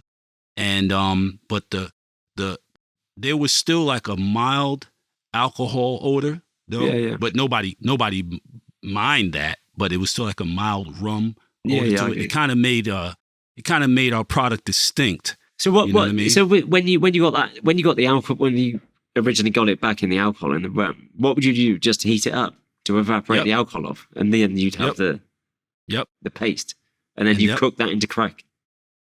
Yeah, well, we get the paste. You just bring it just like we would normally do. Like once it busts down to the oil, you just hit it with the cold water, bang. What, you wouldn't have to add bicarbonate or ammonia or nothing? No. Oh, it was crack already. It was base already. It was coke. It was the coke was in the bottle. It was like in the liquor. The liquor. Yeah, I know. I don't think it was actually. That was base. Really that much was liquor in there at all. Yeah. It was really just the oil, the coke in the water, and with a little bit of rum in it. Yeah, essence. And you just. It was crazy, but this shit was good as hell though. It was really fucking strong. Yeah, it was good. It was really good. Like the customers responded to that shit very well. See, the cocaine back in those days was different to the cocaine you get these days. Oh, hell yeah. because Oh, hell they yeah. just don't make it the same anymore because they can't get the No. chemicals in Colombia or wherever they're Yes. making it. They just, because there's so much control on the chemicals there. And the quantity of chemicals that they need to make the coke. I mean, you're talking tanker loads, like the Yes. big oil tankers. Yeah, now that was another question that it came to mind. I was like, the amount of chemicals and the types of chemicals that you needed in order to do what Yeah. you guys needed in order to do what you were doing. Some of those chemicals you had to be like a corporation that dealt with those particular chemicals for whatever it is that corporation supposedly did. Yeah, exactly. So we particularly with some of the bigger manufacturers that we were sourcing the chemicals from, we had to basically make it because they would only sell to trade or companies that required chemicals. So we had to basically copycat those or clone those companies, and we would get sign right up a van or like a magnetic sign. So we'd put the company's details on there, but we'd put a different telephone number at the bottom, and we'd have somebody sat at the end of that phone number just in case the chemical company phoned them up to verify. But 9 times out of 10, they just accepted our word because sometimes I would go or we would send other people, and we would turn up dressed in overalls in a transit van with a sign on the side of the van, cleaning company or painting company. Or my friend had a motocross bike team, and they use a lot of methanol for fuel additive because it makes the fuel burn quicker. Right. So we had all sorts of backstories and all sorts of excuses for why we needed, particularly in the methanol. Things like acetone is really easy to get because it's used for cleaning nail varnish and stuff like that. That's nail easy. polish, right. That's quite readily available. Hydrochloric acid, a little bit tricky, but that's fairly easy. It's drain cleaner. If you look about, you can find the chemicals. It was the alcohols, the methanols and stuff like that were a little bit tricky, particularly the volumes that we were asking for. What exactly did the police in Edinburgh find in that apartment in Edinburgh when they told them it was a cocaine lab, when it was like, this is a cocaine lab? What did they find? The first one that got taken out was actually in Crystal Palace in London. And things have been going quite well. We were making quite a lot of money. Things were smooth. And I was in Cali at this point, seeing the guy over there. I travelled to Ecuador, sent somebody back from Ecuador, then I'd gone on up to Cali to see the guy, have a chat, because we were talking about upscaling things a bit bigger, moving on to shipping containers, larger volume of tents, but, much safer by sea, less risk, take out the X factor of the passengers. So anyway, I'm there seeing him, and suddenly all the phones back in London go dead. And we were like, oh, fuck. So the Colombian was married to the niece of the guy in Cali. So it was like family. So he phoned up his niece and he said, look, what's happened? And she said, oh, the police raided the lab. And the Colombian and the Chilean have been having a fucking party in the lab, having their friends in there, drinking, smoking, getting high, cars pulling up, dealing straight out of the lab, broke all the rules, broke all the ground rules, just fucked it up basically. And obviously the police got wise, or somebody grasped them up. They went, the police went through the door, they found 3 kilos of coke in there, powder, all the chemicals, the press, the whole lot. They arrested everybody in there. I think it was about 8 people in there. And so my 2 partners got arrested, the Chilean and the Colombian. And at that point, I kind of got left running the whole thing. So they get remanded. They managed to get telephones in the prison after a little while. So, we were able to start up again quite quickly. But it was at this point that the British police managed to put pressure on the Colombian, and they flipped him, and he became a police informant. And, was that the bus that made you decide to leave the country and go on the run? The bus that made me decide to leave the country came later. That was the one in Edinburgh. Oh. So the Colombian, who is now an informant, gets released back into onto the street. I welcome him back, take him down £30,000 in cash at least in a carrier bag. Say, welcome back, here's your money. I looked after his family, as we said we would. paid all their bills, food, everything, whilst they were both in prison. Anyway, he gets out, take him this money, say hi, welcome back, and we carry on. And basically, cutting a bit of a long story short, he just fucked me up. He was working for the police, and he just took us all out. And like I say, cutting a long story short, I started to get a feeling that he was an informant. I started seeing surveillance around us. Somebody actually told me that I was under surveillance, who had a police officer, corrupt police officer in London on the payroll. Mm-hmm. So I start paying this same police officer like weekly to give me the notes, surveillance notes, so I know what's going on. Anyway, things went on, and it all came to a head in Edinburgh. I'd started working with that other Colombian that I mentioned who was doing the extraction for us. So me and him have started teaming up. So when I'm now bringing stuff in with two Colombians, the informant and the other one. And the informant's trying to find out where we got this lab up in Edinburgh. And I tell the other one, I said, don't let him know where you're going, because he was coming to do the extraction for me. I said, don't let him, for God's sake, know where you're going. And he was like, why? And I said, it doesn't matter why, just don't let him know. Somehow he got followed to Edinburgh, because he came up by train. So the police followed him up to Edinburgh. They managed to find him in the lab. So then they plot upon the lab, mount surveillance on the lab, and see us coming and going, blah, blah, blah. We spot the surveillance, or they do. And because we spotted the surveillance and the police were aware that we'd seen them, that then triggers a bust of the lab in Edinburgh. I had got myself out of the way and avoided the bust. And they seized precursor chemicals, some drugs, not much drugs, and the press, parts of the tent. Press is like a 15-ton press, though. 15-ton floor standing hydraulic press. Yeah. So they seize all of that. They try and implicate some of my family members, at which point I phone them up and say, look, leave it out. They're not involved. And they said, well, when are you coming in for questioning? We need to talk to you. And I said, I'm not sure. I'm a bit busy. I'll let you know. I'm a bit busy getting the fuck away from y'all. Yeah, exactly. So I knew that I was fucked, basically. I knew that my forensics were going to be all over this lab. And the game was up. So I head back down to England, because obviously this is in Scotland. And it's a different law, slightly different laws. So I head back down to England, and I know that they're going to have to, it's going to be a bit tricky for them to get me. And I know that it's going to take about a month for the forensics to come back at this point. So I thought, I've got a little bit of time to get my shit together, close everything down, close all my banks, get rid of all my electronics, phones, everything. Clean my flat out and get the fuck out of England, get out of Dodge, basically. Mm-hmm. So do all that, get all the money out,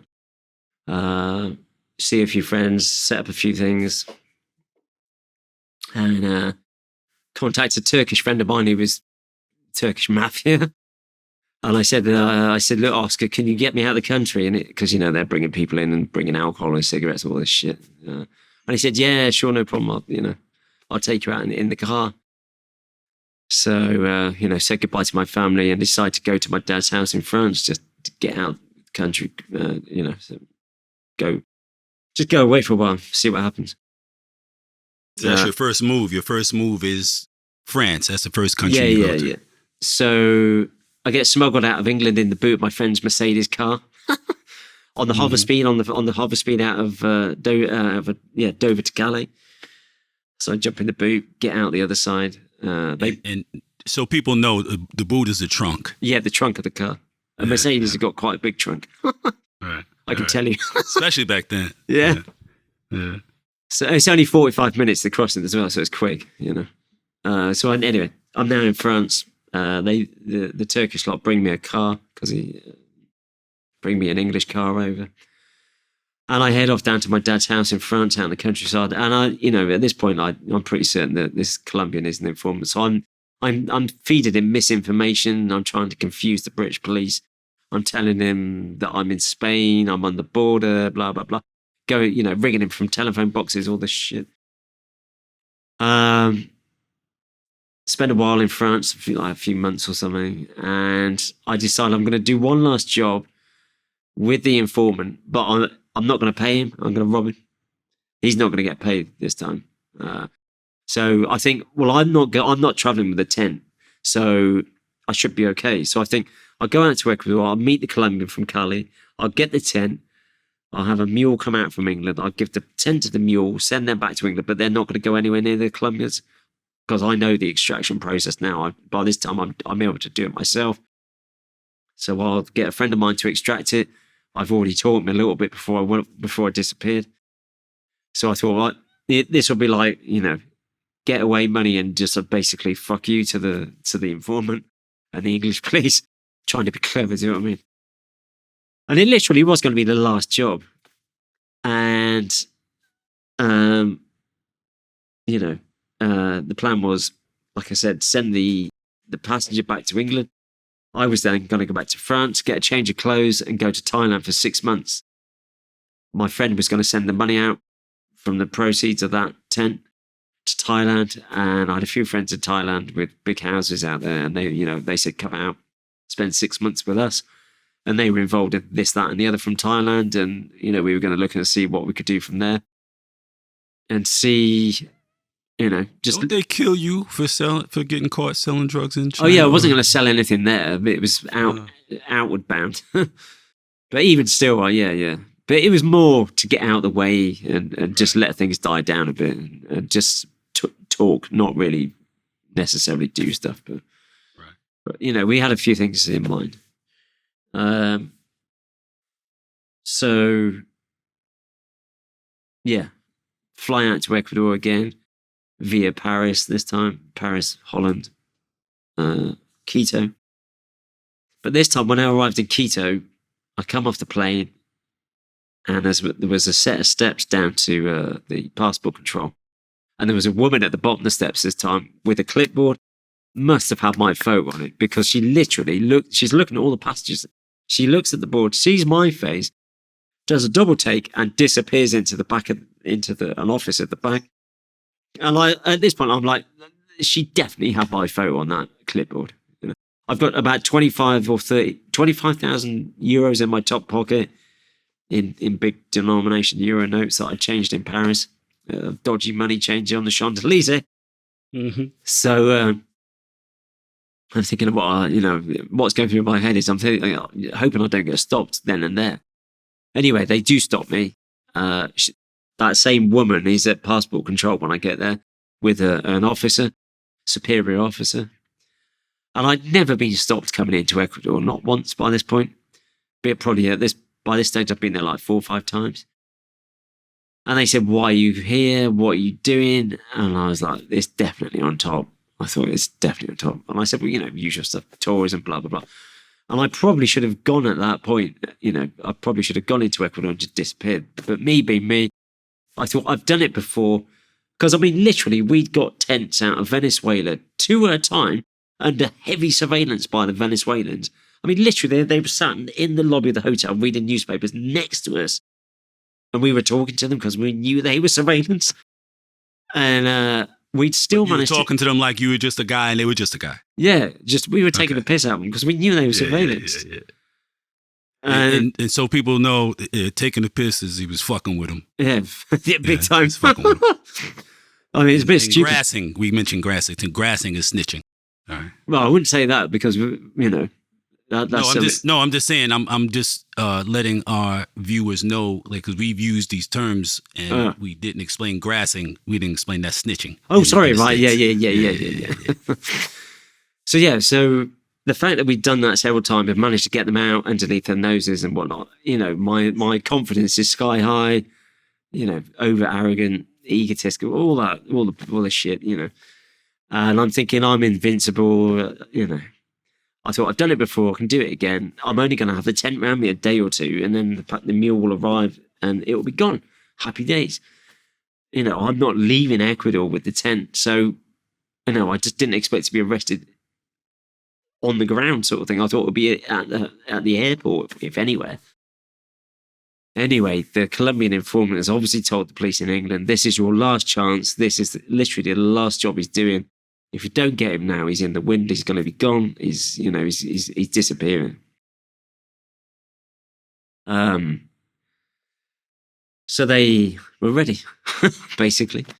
So I leave the airport.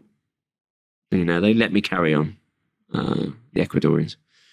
Go to the hotel, settle in, ring the Colombian. He's already there with the tent. So I think I went and met him the next day in his hotel, gave him a load of cash, had a chat, got the tent. And as I was leaving his hotel, I remember I bumped into a guy on the steps who was Ecuadorian police. I didn't know it at the time, but I'd seen him already that day, and it stuck in my head. I thought, I've already seen his face once already, and I've just bumped into him. That's not right. Because I'd seen him like a couple of blocks away, and it was weird. You know those weird, and you just remember them. Because you're sort of, when you're at that stage and you're so paranoid, and you know you're under surveillance anyway, any little weird things stick in your head. Acuity, that's right. That's right. Your mental acuity increases like massively. Nobody's business, man. It's like almost like superhuman intuition. Yeah. So I should have listened to it. That's right. But I didn't. That's what everybody always says, right? Something told me I should have listened. It gets worse, believe me. I'll tell you now. So anyway, I carry this tent back to the hotel, just chuck it in the wardrobe of the room. And I haven't seen much of my girlfriend by this point. In fact, this is the same girl from Bristol, the same one that was in the manor house. We'd split up for a while, and just before I went to France, we'd only just got back together after a while apart. So I hadn't seen much of it. Well, I hadn't seen anything of her. So I said to her, look, come out to Ecuador. I'm on business there. You can spend a couple of weeks with me. I've got to attend to something. So I was waiting for the mule. The mule was going to go off with the tent, and then I was going to spend a couple of weeks with her and then go back to France. So anyway, I've now got the tent. I'm waiting for the mule. My girlfriend turns up on that same day, the second day, I think it was. Goes to collect her from the airport, bring her back to the hotel, go out to dinner in the hotel restaurant, have dinner. And whilst we're eating dinner, and there was hardly anyone in the restaurant, there's this European-looking guy walks in, sits down 2 tables away from us, is quite obviously eavesdropping, and I look at him and I notice he's sat there with the wine menu, not even the food menu, the wine menu upside down, pretending to read it as he's listening to our conversation. I'm trying to. And I said to my girlfriend, I said, have you seen this guy? Have you seen this guy over here? He's sat there with the menu upside down. And she's like, yeah, that's weird, isn't it? And I said, isn't it? So anyway, we finished dinner. We go to the lobby of the hotel, and I'd become quite friendly with one of the receptionists by this point. And so I asked for the key. She's on duty with a couple of colleagues. And she said to me, oh, have you been to the Galapagos Islands this time, Pieter? And I said, no. And I had never been to the Galapagos Islands. And she just looked at me dead in the eye and she said, well, you really should go now then. And I thought, that's weird. What? What's she trying to tell me? And of course, a couple of drinks with dinner. My girlfriend's meow, meow, meow in my ear. All excited to be here there with me, not having seen me. And I'm distracted and I'm not thinking clearly. Pieter. yeah, exactly. Pieter. The receptionist, bless her heart, was trying to tell me, get the fuck out of here. Fuck out of here. The place was swarming with police, Ecuadorian Interpol. I mean, I probably wouldn't have got very far anyway, even if I'd have left that minute. Who knows? I didn't. So turn around into the lift up to the top floor, down the corridor, key card in the door, and as it's gone in the lock, all hell has broken loose, and literally there's balaclavaed, plainclothes police charging down the corridor with machine guns and handguns drawn, shouting at me in Spanish, obviously saying, hands up, don't move. And I was like, oh, fuck. No, dear. So they take us in the room. My girlfriend's just like, what the fuck? She's only been in the country for 4 hours. First time ever in South America. She's just like, what the hell is happening? I was just like, just be cool. I'll try and do what I can. So they get us in the room. They go straight to the closet, the wardrobe, sorry. Pull out the tent. They've obviously been in there whilst we were at dinner. They've located the tent. They know it's in there. So they got it out. Oh, look what we found. We know there's drugs in there. So we sit down and they've got an English interpreter. Well, sorry, one of the Ecuadorians speaks a bit of English, half decent. So I said, look, fella, is there any other way that we can do this? And I know how corrupt the Ecuadorian police are. I mean, yeah, let's be honest, it's Ecuador. So I said, is there any other way that we can do this? I said, I'll give you 25 grand or 30 grand now and give me a phone. I'll get you as much money as you want, or your whole team. You can keep the tent. Don't want it. That's fine. You have that. And we'll just forget this ever happened. You go your way. I'll go our, we'll go our way, and happy days. And he looked at me and he said, what do you think we are? We're the Ecuadorian police. We're not corrupt. And I laughed. I said, you're having a laugh, aren't you? I said, oh, come on. And he was like, no, we can't do anything. And I know full well, had the British police not have been somewhere in the background, that they would have done. Because when I got hold of the case papers, the Colombian who I'd met earlier in the day and given all the cash to, because I'd paid him then and there for it. Mm-hmm. So he's now got a big rucksack full of cash. In the notes from the Ecuadorian police, they lost him in traffic. Yeah, right. He got stopped. He got stopped. And they took the money off him and they said, okay, happy days. You just disappear. We'll keep the money. And we lost you in traffic. Fuck off. See what I mean? Me? Nah. I didn't. No losing me in traffic. I mean, that meant they had both. They had the lick and they had, you know what I mean? A good bus. Yeah. That was a good day for them. They had a good day that day. That's for fucking sure. So we get arrested, of course, and taken to the Interpol police station, which in Quito is right in front of the airport, literally across the road. So you can hear the planes taking off. You can smell the fuel.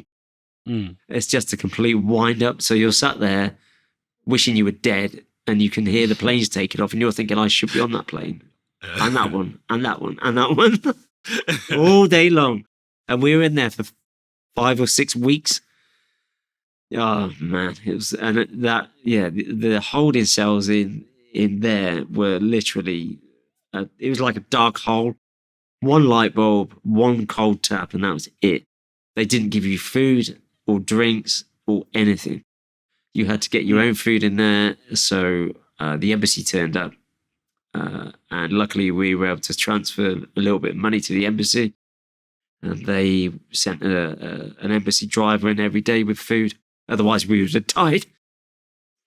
Starved to death. Yeah, it's pretty rough in there. Crazy.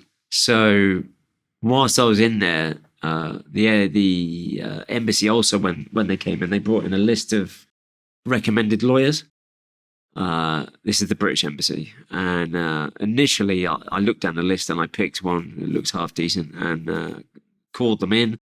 They turned up, like 4 of them, suited and booted, looking all smart, secretaries.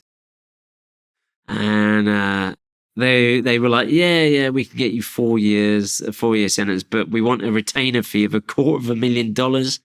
And I don't know how, another 300,000 or 400,000 to get you 4 years. And I laughed at them. I said, I'm sorry, fellas, but you're taking the piss. Or you're having a laugh or whatever in America. I said, I could get a better result in England for less money. I said, no, forget it. I said, no, there's just no way. And whilst I was in the cells, there was a bunch of Syrians, Lebanese, Syrians, Palestinians, Lebanese, that was it. And they all spoke English, or some of them did quite well.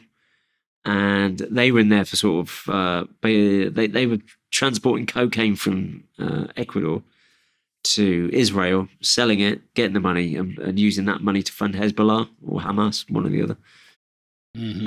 buying weapons, explosives, and carrying on the cause. So they had quite a good lawyer, Ecuadorian, and they said, look, your embassy is taking the piss. We live here. Some of them lived in Quito, so they knew the school there. They said, we've got a really good lawyer. She'll charge you a fraction of the money. She knows all the judges. Basically, there it was money counts, bullshit walks. No, what's the expression? Money talks, bullshit walks. That's the one.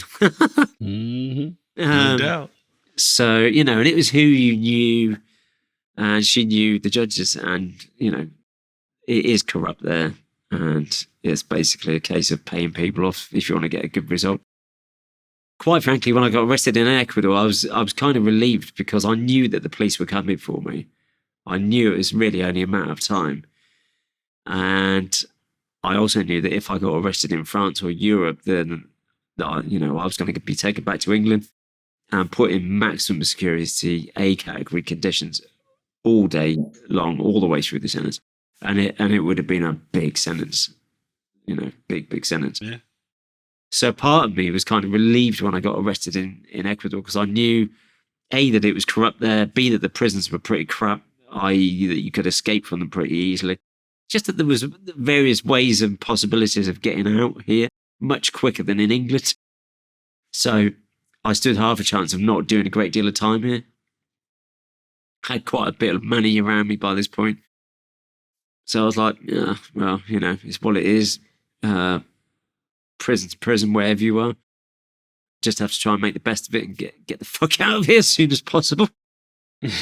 My girlfriend, on the other hand, was going to pieces and just like, oh my God, what the fuck have you done? Because obviously she didn't really know what was going on. She knew I was dealing a bit of coke, but she didn't realise it was, international and yeah. She wasn't best pleased, put it that way. I bet. So do they take you to an actual prison as opposed to like a jail? Like, all right, so they did take you to a jail first, right? But you guys ended up it started being sent to a prison. Go on, sorry. I was saying you guys ended up being sent to a prison prior to like being convicted or anything like that, whatever. Yeah, so we spent it was either 5 or 6 weeks in the holding cells at the police station because at the time of our arrest, the whole prison system was in lockdown in Ecuador because the government at the time had got rid of any sort of form of remission. So they got rid of parole, any sort of time off. So if you got sentenced to 10 or 20 years, say 20, you would have done nearly 20. I think they were giving you a month in every year back. But that was it. There was no time off for good behaviour, nothing whatsoever. So all the prisoners were on like a riot, prison riot in all the prisons across the country. So all the prisons were locked down from the inside. So there was no onward movement of prisoners in the system. So we couldn't go anywhere until this stopped. So this lasted, like I said, 5 or 6 weeks, after which we were taken to the, initially to the remand centre. Well, my girlfriend went to the women's prison. I went to the men's remand centre. There we paid off the guard because it was shit. It was pretty poor conditions. So we paid the guard, like head guard, gear, to take us into the prison, into the main prison, which is right next door. So I'm still with these Syrians and Arabs and whatnot. And one of their friends was kind of the boss on the wing for the foreigners. So he was in charge of stuff in the prison. So he was kind of helping from that end. So we all got taken together into the prison because I had the same lawyer as them. And into the wing, C wing, in the prison was called Garcia Moreno. And it was an old Victorian style prison, just like the Victorian prisons in England, built in 1856, I think, with like a centre and all the wings coming off like the spokes on a bicycle wheel. So very old. You've got them in America as well, like that old style prison. Yeah. So they got taken into C Wing, which, like I said, was mainly for foreigners. And It looked very similar to the prison in Gloucester that I was in. I almost identical in structure, but apart from here in Ecuador, there was a bakery, there was a shop on the wing, there were restaurants, there were families living in there. The kids would go out to school in the day, come back in the evening. There was a hardware store in there. Your visits would come into the prison all day Wednesday, all day Saturday, all day Sunday. Every other weekend, you could have your girlfriend, wife, any female come into the prison, and your visits came into the wing there, into your cell. So every other week, you could, like I said, any female to come in, and they would stay the night with you in your actual cell. So you kick out your cellmates, you buy a cell there if you wanted a bit of privacy, about $2,000. Have whatever you want in it: fridge, TV, DVD, aircon, cable, cooker. I mean, literally whatever you wanted. Computer, phone. Initially, I didn't buy a cell because I thought, I'm going to get out of here. You know, Right. I think we need to get comfortable. I thought I won't waste the money. But after a while, when it became apparent I wasn't really going anywhere, and I ended up having to go GUI, spent $25,000 to get my girlfriend released, put my hands up, said, yeah, it was me, made out that I was a drug mule just to play things down a bit. She got released after about, was it 4 or 5 months? About say 4 months. And during that period, you guys were being kept in Quito, yeah? Yeah. And in Quito, which is the prison, in Quito, you guys were actually able to see each other, have conjugal visits as inmates. It was a possibility, yeah. I think I only actually managed to arrange one with her in the time that she was in.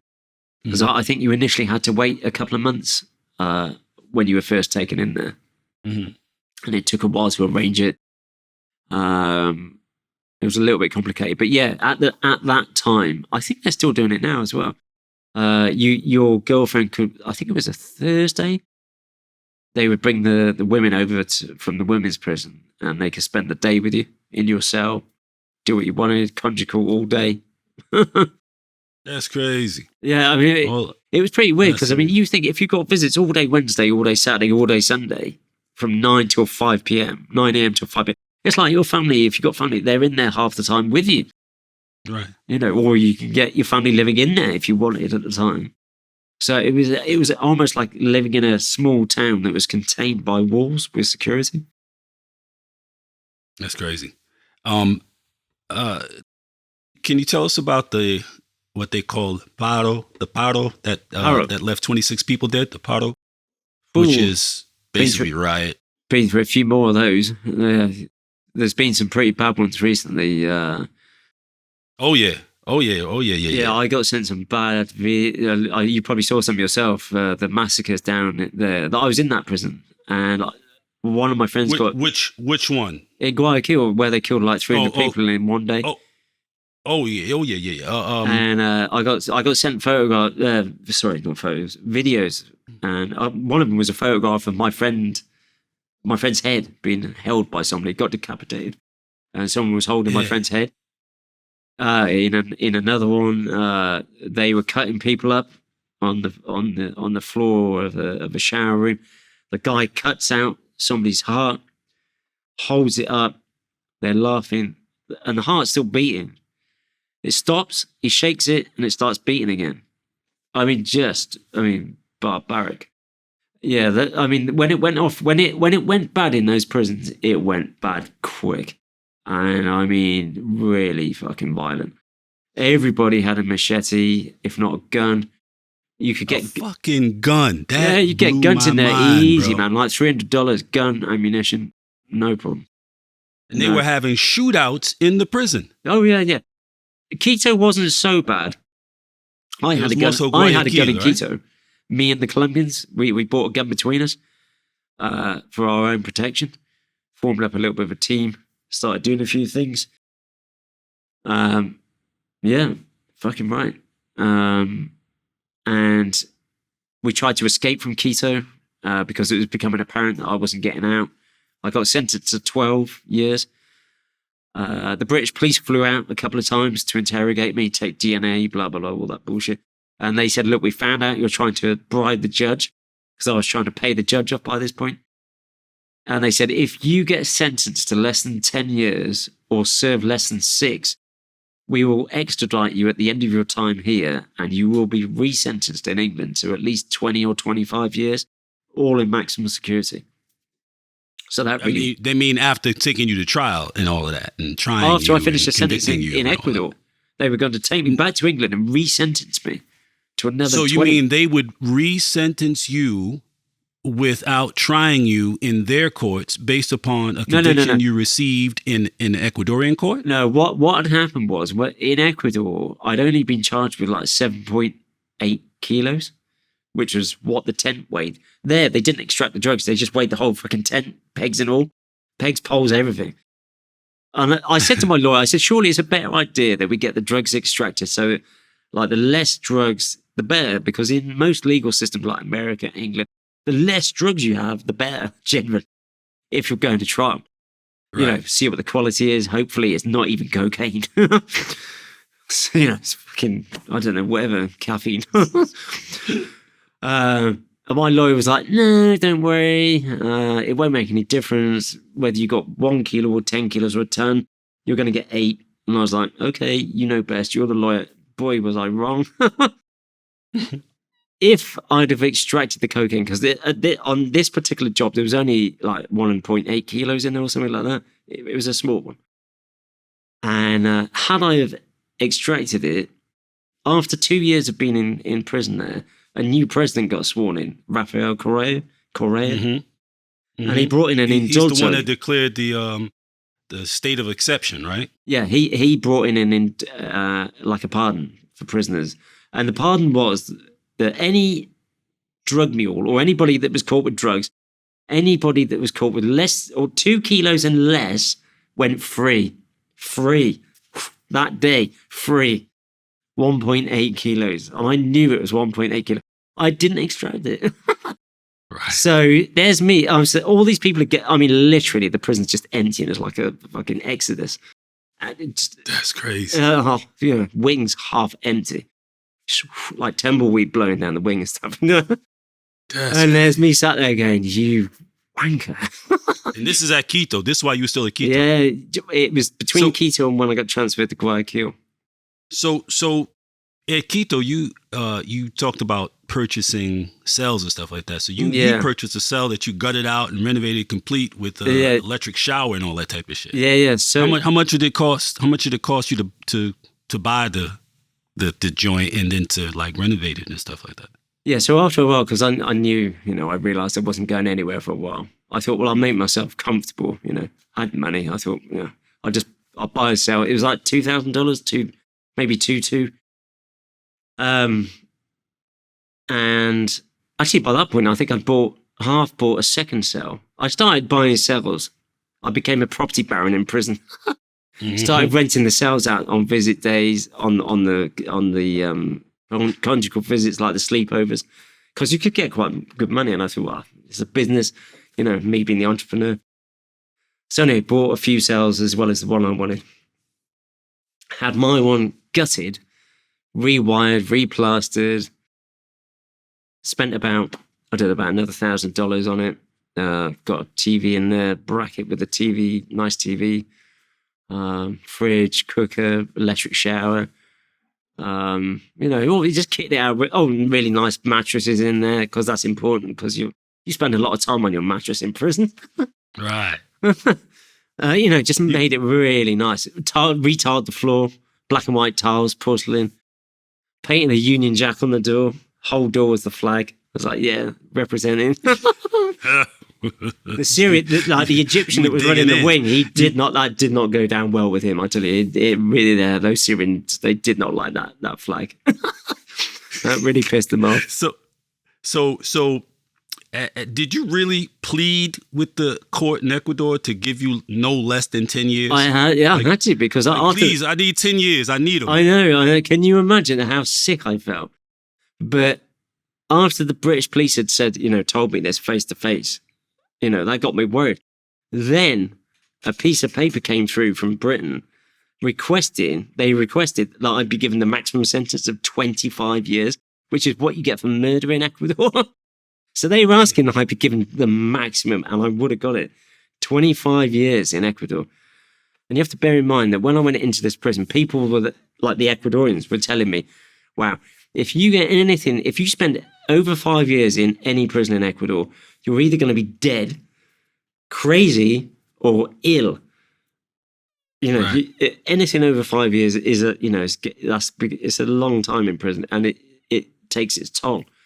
And it's so fucked up in these prisons that, you're going to be lucky if you're alive. So I'm hearing this, and then I see this piece of paper, and I'm mad. When I saw that, that's about the only time in my life I've nearly properly passed out. I remember I went pale, I felt faint, one of them. My friends are like, man, you look like you're going to drop. And I was like, I feel like I am. 25. I was like, oh, fuck, no. So in Quito was bad. Let me just finish that. So having seen all this, I had to get, what the British police had said. So I actually had to tell my lawyer to go to the judge, because by this point I'm bribing him, and not to give me less than 10 years. I was like, for fuck's sake, I'm paying to be given not less than 10 years in a fucking Ecuadorian prison. That's crazy. But then the plan was get 10, wait for the heat to die down, pay for an appeal, pay more money, and get them to sign the appeal so it's down to 5, and they get out after 2.5 or something like that anyway. So, not do too much time. You just have to wait till it went a bit colder. So anyway, that was the plan. But it just started, the wheels started falling off. It just started going wrong. So I decided to try and escape. Me and this Colombian bunch, some FARC members. Mm-hmm. The guys who used to do all the kidnapping and the killing back in Colombia. The Putumayo. Paramilitary dudes. Yeah, no, FARC are the guerrilla. Paramilitary, the government, like they hate each other. Mm-hmm. Yeah, this is the guerrillas. So these are the ones I had the gun with. So we start planning various escapes, and they were on about.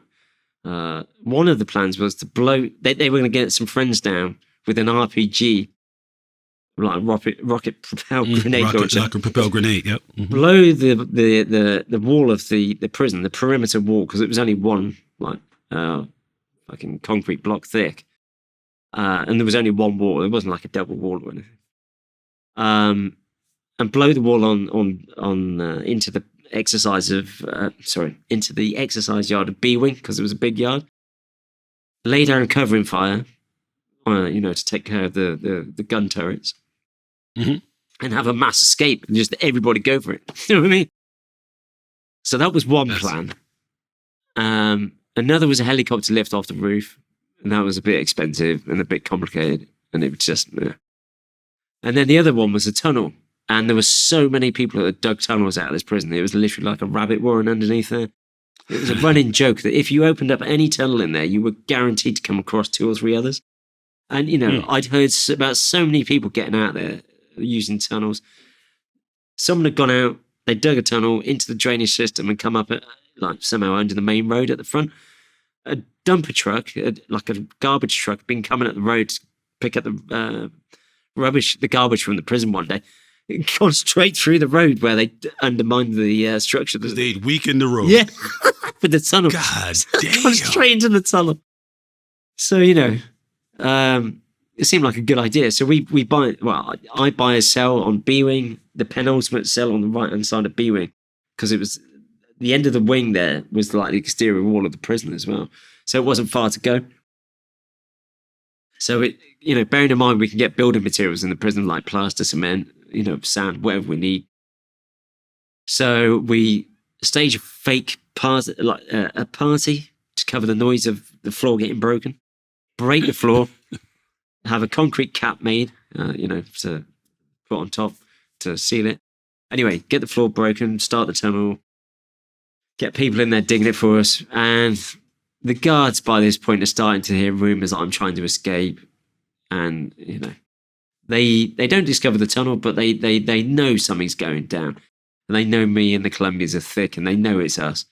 So they come and they split us all up, and they send me to Guayaquil prison. Mm-hmm. Before you, well, I got a lot of questions about Guayaquil, but there's something that happened in Quito that I read about your book that I really want you to elaborate on.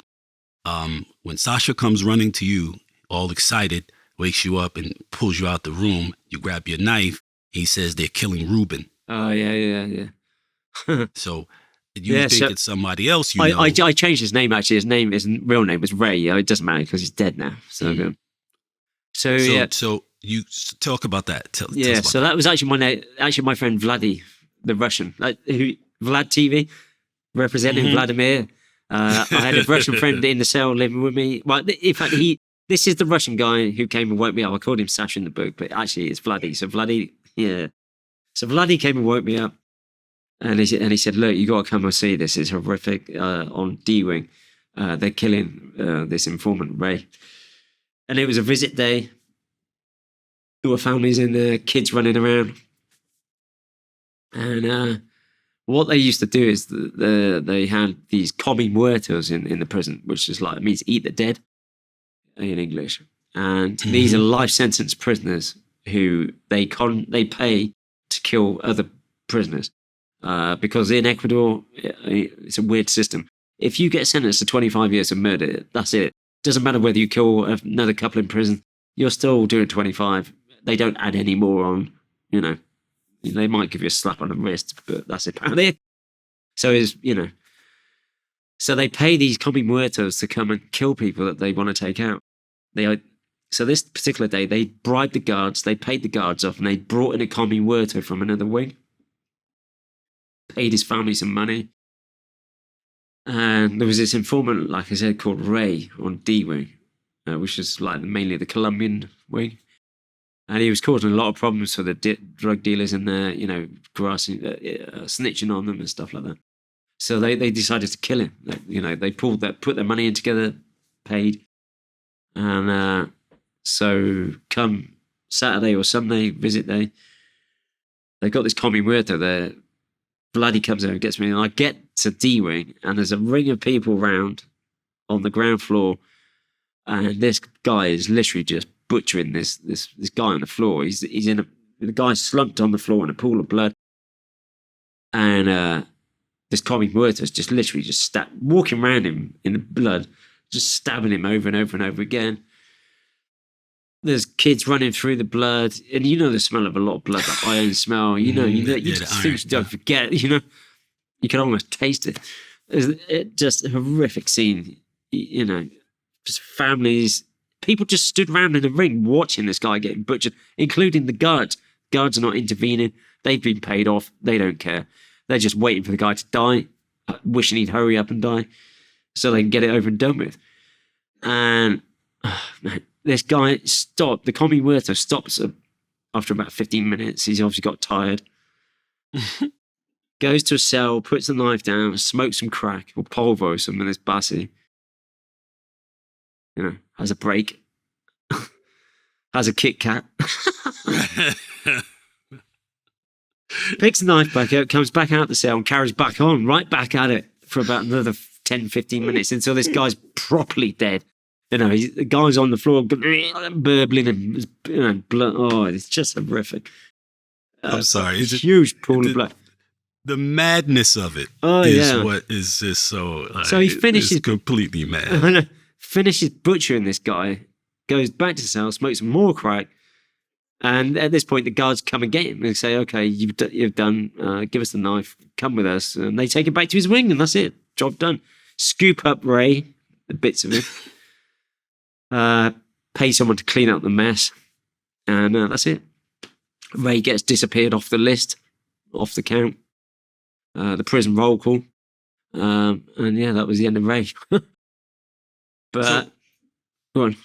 We were taught. You mentioned earlier about how bad the things are have been, and all the things that have happened in the Ecuadorian prison system. And relatively like in recent years, right? Yeah. So I found one thing that said near the end of December in 2021, the president of Ecuador decided the state of exception throughout, declared a state of exception throughout all the prisons in the country. In what year? Which is like a state of 2021.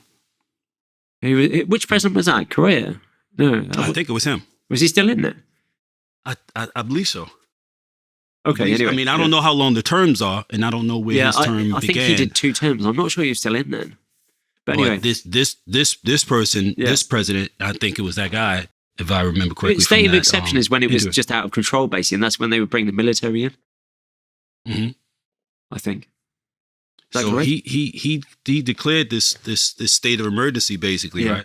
And a few days before he done that, a war had popped off between the Choneros and Lobos, right? Yeah. And it was reported that 116 men were killed in that. Yeah, that's another 80 was injured. That's the one I'm on about, where my friend was beheaded. Oh, yeah. It was more. It was like 300 people, really, because they were putting them down the drains. Everything. There was so. Honestly, the photographs and videos I got sent from that is just horrific. Butchery, just wholesale massacre. So that's crazy. And of course, it was not just stabbings; it was people shooting each other. Oh yeah, it was shooting, people getting burnt alive, hand grenades going off. I mean, I'll give you a bit of backstory to this.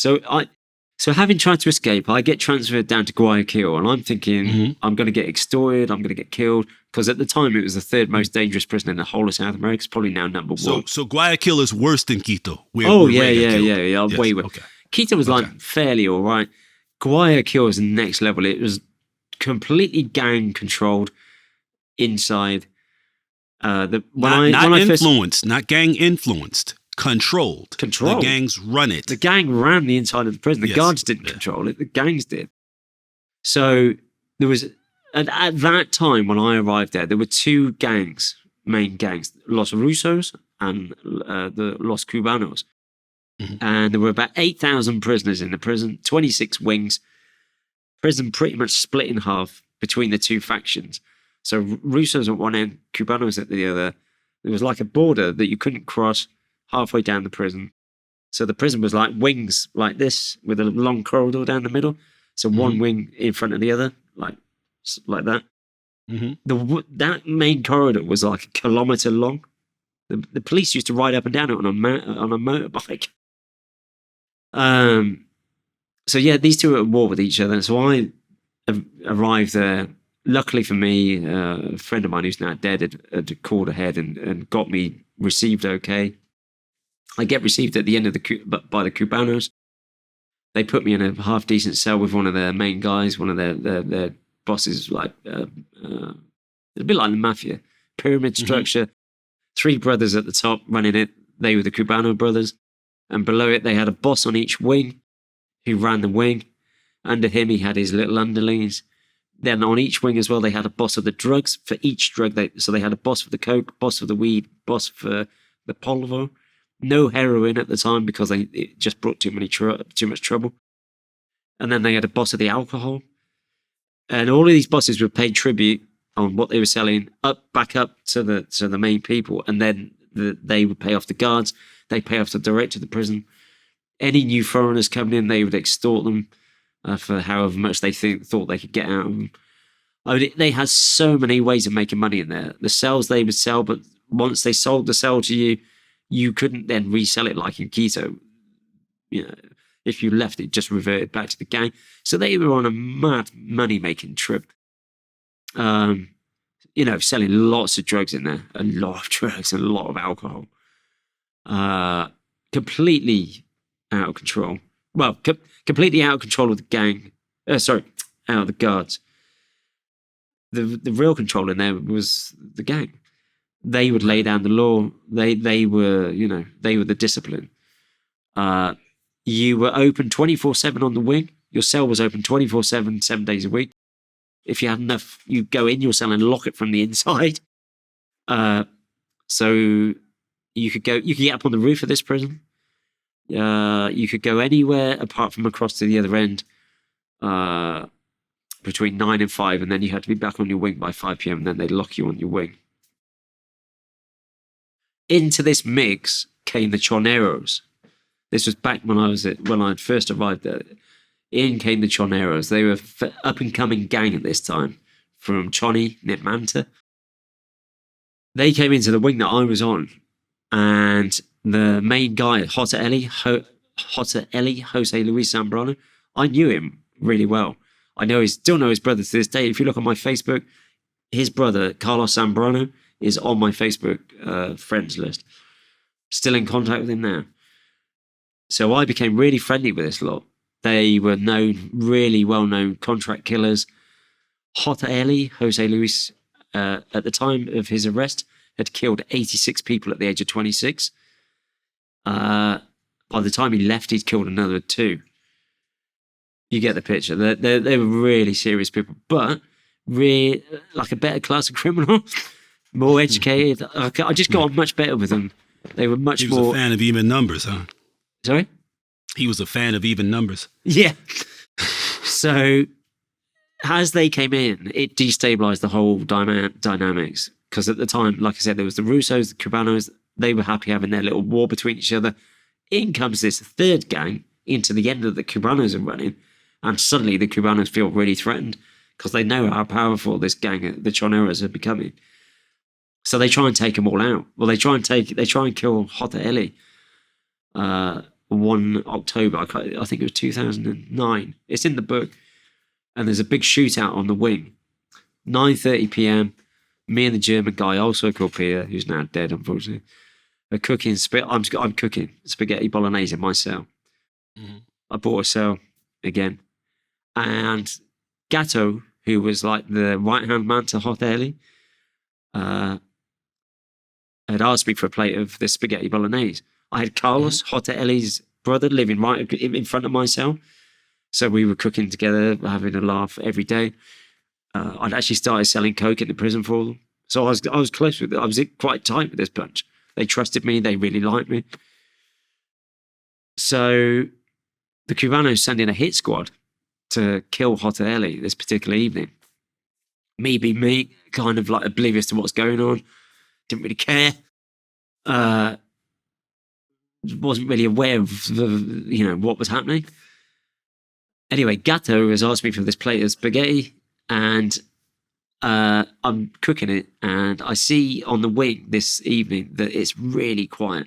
Normally everybody's cell doors were open, there was music playing, everybody's smoking, getting high, coke, drink. It's a party atmosphere every night without fail. All the doors open, loads of activity. This night, all the doors are shut. It's really weird and eerie and quiet. And I was like, and there's no music. I said to the German guy, I said, what's going on? It's really weird. You could see like hushed groups of like 2 or 3 people at different points in the wing having really like hushed conspiratorial conversations between each other. I was like, something's going on. He was like, nah, whatever. And we were like, nah. We just carried on. Anyway, the Cubanos, I was friendly with all of them. And they were sat, this hit squad basically, was sat at the end of the wing, at the gate into the wing, like the main gate into the wing, talking. And Gatto's cell was in that direction. So I've walked down the wing. Here's the main gate. They're sat there.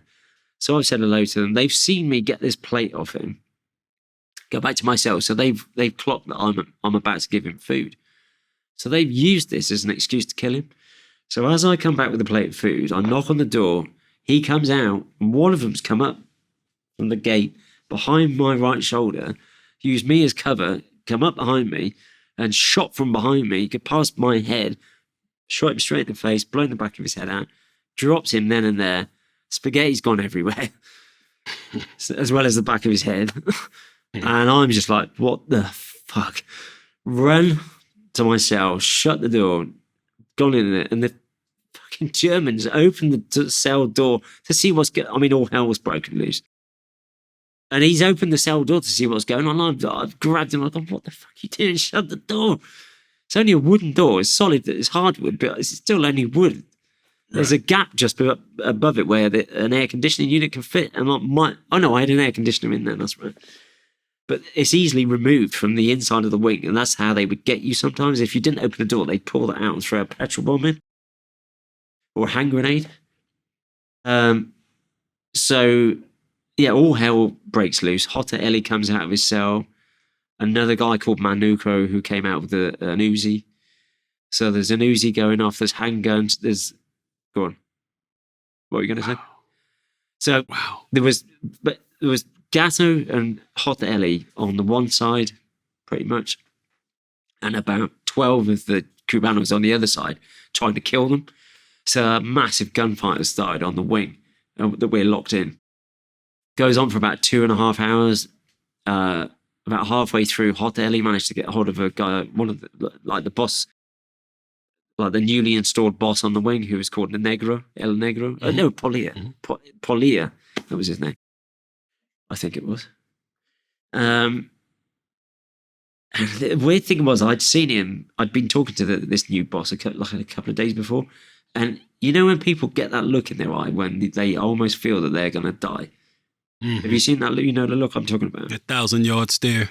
They know their time is coming. Somehow, that intuition, they know they're going to die. Mm-hmm. And it's a weird look. And he had that look, and I saw it. And I've seen it a lot. And I saw it in his eyes, and I think he even said to me he was worried that he was going to end up dead, because obviously he knew this gunfight was coming. And sure enough, Hotta Ellie managed to get hold of him, get him, and they got him in the exit of the wing into the exercise yard, which was the width of a prison cell. It was basically the space where a prison cell had been. They just knocked a hole into the exercise yard and had a gate on it. So you imagine the width of a prison cell and the length, 6x12 or whatever it is. Mm-hmm. So they managed to get him in this space. They shot him twice in the stomach, and he's begging for his life. Goes on for about half an hour, 45 minutes, crying out, saying he's got a family. Please don't kill me. Please don't kill me. Blah, blah, blah. And they're going, oh, we're going to kill this motherfucker. Blah, blah, blah. Goes on, and he's begging, he's crying, and in the end, they just went, fucking see this, excuse my language, but see this cunt, and they shot him in the head and killed him then and there. So this goes on for 2.5 hours. It was either 2 or 3 people ended up dead. Well, Gatto, him, and I think someone else. And things died down. The ammunition starts to run out. And what the police would do is they'd wait for the ammunition to die down before they came in, because it was so dangerous. Mm-hmm. So they waited, 2.5 hours goes by, things are calming down. And we start to hear the police surrounding the wing, the crackle of the walkie-talkies and all that, the CV, the radios. And they then came into the wing to find out, what had gone on. So they get everybody out of their cells. They started torturing everybody, beating us all with 2x4 bits of wood, butts of guns. Anyone with gunshot wounds, they had them straight up in a cell, discharging firearms up against the side of their heads, drowning them to find out, torturing them to find out who had done what. They eventually establish what's gone on, who's done what. They take out the choneros, give them their own wing, take them to another wing, give them their own dedicated wing to try and stop this happening again. Drag the bodies out in front of us, past us. All of this went on for another 2.5 hours. So that was almost worse, because we're all getting hit and, damaged. At the end of that, the police herded all of us, and there was about 120 people on the wing at that point, into that space where El Polia had been killed. And you imagine that about half of that space was full of his blood. He was quite a big guy. And it was, half a cell width pond of his blood. He'd bled out. And they put 120 of us in that space. You imagine the space of a prison cell, 120 of us. What? Stuffed in there, rammed in there, beating us to get us in there. I mean, we were literally like this, stood in this guy's blood. I was in a pair of trainers. It wrecked the trainers, I remember. And then they got us all back out. And as we were coming out of there, they cat and nine tail whipped us all coming out. This is the police.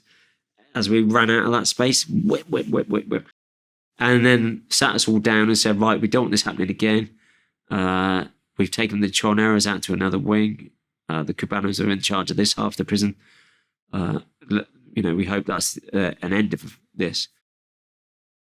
And it was for a while, but then, of course, there's all these tit-for-tat killings that would go on around the prison. I mean, the murder rate in that prison was between 6 and 8 a week. There'd be, I've seen people killed every which way you can imagine now. Shot, stabbed, blown up, cut to pieces, drowned, electrocuted, poisoned. Everything. Hung. That was one of their favourite ways of killing people, is they come in, they just choke you out and string you up and make it look like a suicide. Suicide. Yeah. One of the funniest that I saw was the guy had been shot and stabbed, and then they hung him up and said it was a suicide. I read that in your book. That was funny as shit. Oh, come on. I mean, obviously they paid the guards off, but it's just like, really? There was something else I read in your book that really struck me. You said that it wasn't uncommon for a coordinated multi-prison protest to pop off, right? So you mentioned that some people would do hunger strikes, and some of the hunger strikers would have their mouths sewed closed, and some people would be like nailed to crosses, literally. Were you implying? It seemed like you were implying that these people were volunteering for these things as part of their protest. Yeah, they did. Yeah. What the fuck? Yeah, and the other thing which was quite different to like an American prison riot or an English prison riot, when it goes off in an English or American prison, you just destroy everything. The wing, your cell, everything gets smashed. Right. There, you didn't want anything getting smashed because you had to pay for it all yourself. I mean, even the paint on the walls in the prison you had to pay for, So, I mean, it was like smash other people up, but not yourself. So what did the staff do to regain control? It would normally, because the guards weren't armed generally. The heavy gear would carry a pistol, so normally the guards would just get the fuck out of there real quick, just in case they got killed. The prisoners would then chain the gates to the wing shut. We'd put armed people on the gate. Anyone came near it, they'd just shoot at them. Police, anyone. And then, it would just be a standoff until the police regained control or things were negotiated out. And all the police would storm it. But when the police stormed it, it got messy. You know what I mean? A lot of people would end up killed and there'd be gunfights. That's crazy. Yeah. Is it true that the guards in Guayaquil who'd been locked up in the prison, presumably for getting caught doing something illegal, they were returned back to their jobs as crooked prison guards once their stint was over? Yeah, so you locked up because you did some dumb shit, then they let you out. They did their time with us, and then they get out and they be guards again. I've seen people. In fact, I've got friends who did time in there for murder who are now lawyers. Oh shit! The ex-president of Ecuador came into the prison in Quito. I spent 6 months with him. He was a prick. Lucio Gutierrez.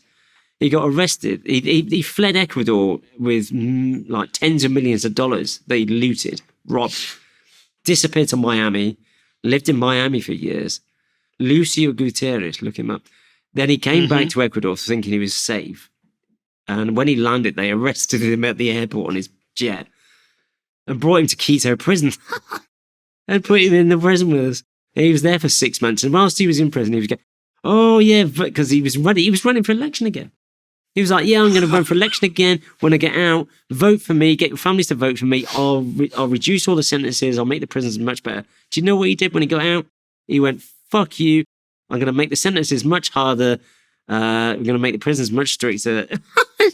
Wow. He was just a typical politician, just told you what you wanted to hear. Complete cock. That's typical sociopaths. Yeah. So, I mean, you wow. You've been free since August. Speechless. This is fucked up shit, bro. You've been free since August of 2015. Yeah. But you obviously, man, you experienced that. We only talked about a little bit of the shit. I'm only halfway through your 260-page book, right? I started yesterday, right? Okay. So, like I can just imagine what's ahead in terms of the details. I highly recommend that cats grab that El Infierno, man. El Infierno is definitely is hell. It's for real. Yeah. But like during the time that you witnessed, you know, you were doing your stint, man, you witnessed and experienced a lot of traumatic events. So Yeah. I mean, although it's been like 8 years since you've been out, do you still feel the effects of your prison experience? Hell yeah. As you say in America. A little bit. Oh, fucking hell yeah. I mean, how you dealing? How you managing? I mean, joking aside, I mean, I did go through a lot of bad shit. I mean, you know, my mum died whilst I was in there. I don't know whether you come onto that yet. I mean, that was really bad. I mean, the alcohol finally killed her off, and the stress of me. My auntie died, my cousin died. So like a good part of my family died whilst I was there. Didn't see, that was like when I left England that time. I never saw my mum from that day. That was the last time I saw her. Oh, wow. So that was pretty hard. It's still pretty hard to deal with. I mean, loads of my friends got killed whilst I was there. Found one of my best friends hung in his cell, English guy called Steve. He'd got into debt with the gang there, and they'd given him till a certain day, and he was begging and pleading with the embassy to transfer him or get him out. He was due for release on parole, and the gang knew that he was going to be getting out, so they came that morning, and sure enough, they killed him. Did what I just said, bear hug, you know, choked him out and hung him up in his cell. It's blatantly obvious that he'd been hung up because his head was touching the ceiling. We discovered it before we found him. His head was touching the ceiling, so there was no drop on the rope. You know, like when someone hangs, it has to drop, doesn't it? His head was touching the ceiling. The rope was like, you know, not like that. All the chairs were neatly along the side of the cell. So how did he get up there? I mean, it was just blatantly obvious. All the guards were even going, he didn't do it. The worst thing was his parole papers came through 2 weeks after, and he would have been released. And the embassy tried to cover that one up. I had to explain to his two daughters when I eventually got out what had actually happened, because they were like, there's no way he'd kill himself. And I said, well, yeah, he didn't. This is actually what happened, you know, and I had to tell them the story. And 2 years later, it happened to another guy, a Scottish guy called Ronnie. And at that point, the embassy realised that we'd been telling them the truth, and, you know, we were getting killed in there. So obviously they have a duty of care, blah, blah, blah, all of that. So it was at that point that they started really freaking out and saying, look, we've got to get all of the British people out of the prisons in Ecuador. It's so dangerous. We have to get them repatriated back to Britain. So went through that process and got repatriated in 2014, I think it was, back to Wandsworth Prison in London. 3 prison officers came out to Ecuador from Wandsworth and collected me. It was a bit of an eye-opener for them, I think. What was I going to say? Oh, yeah, traumatic stuff. Yeah, got really ill with TB. The prison said it was the Ministry of Health came round supposedly giving out a vaccination for TB. And I said, look, I'm from Britain. Don't need it. Don't want it. I don't know what's in that needle. I've had my vaccination for TB. Really don't want it. Or whatever is in that needle. And they said, well, look, you either have it or we're going to take your cell off you, kick you off the wing. You know, it just turned into a massive argument. I mean, huge.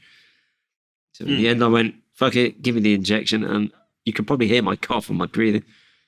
That I regret every day.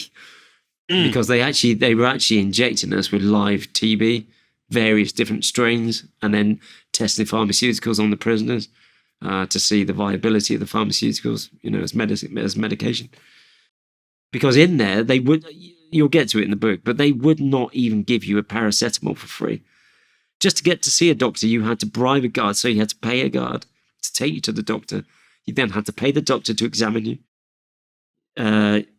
If you needed medication, you had to pay for it. You had to pay for a prescription. You then had to get a visitor to buy the medication outside in a pharmacy and bring it in. So yeah, nothing for free. I mean, literally no medication for free. And suddenly, after they did all these vaccinations for TB, suddenly people started getting ill all over the prison. Loads of different strains of TB popping up on different wings. Mine was multi-drug resistant bovine TB. I hadn't seen a cow in 6 years by that point. And suddenly I've got bovine TB and multi-drug resistant form as well. What the, people, Bovine. yeah, it's Like cows. how the hell? Yeah. Like that's bull. That's animal shit. Yeah. Like, what the fuck? And then all these boxes and boxes of cutting-edge retroviral drugs started turning up in the clinic. And for TB, you had to have a year's treatment minimum per each person, each patient. That cost £25,000, not even dollars, pounds. And they were giving it out like Smarties. They're not going to. Do you really think they're going to do that in a prison in Ecuador? Hell no. Wow. And the makers, because I started watching at this point, and the maker's mark on the boxes changed at least 4 times in the 3 years I was on meds. And I was literally at death's door for a good portion of that 3 years. And that was really bad. I didn't leave, at one point, I didn't even leave my cell for over a year. I had a shower in there. So literally, I didn't even leave to make a phone call. I didn't go outside that door for over a year. I couldn't even walk from here to that table. I would wake up choking. If I fell asleep, I'd wake up dying because my lungs were failing. I mean, it's just TB is one fucking horrible disease. I went from 80 kilos, maybe slightly more, to 49 at my lowest. No energy, no appetite, skinny as hell, but did not feel hungry. Just horrific. A lot of people died from TB. What I mean, aside from this great book you have and the follow-up that you mentioned, what else has got your attention these days? What do you plan on doing going forth? So I got out, wrote the book pretty quick because the book actually, like you mentioned at the beginning, the diary. When I first got arrested in Interpol, I started writing letters to my family, and I said to keep these letters because I was making them quite descriptive of what was going on around me.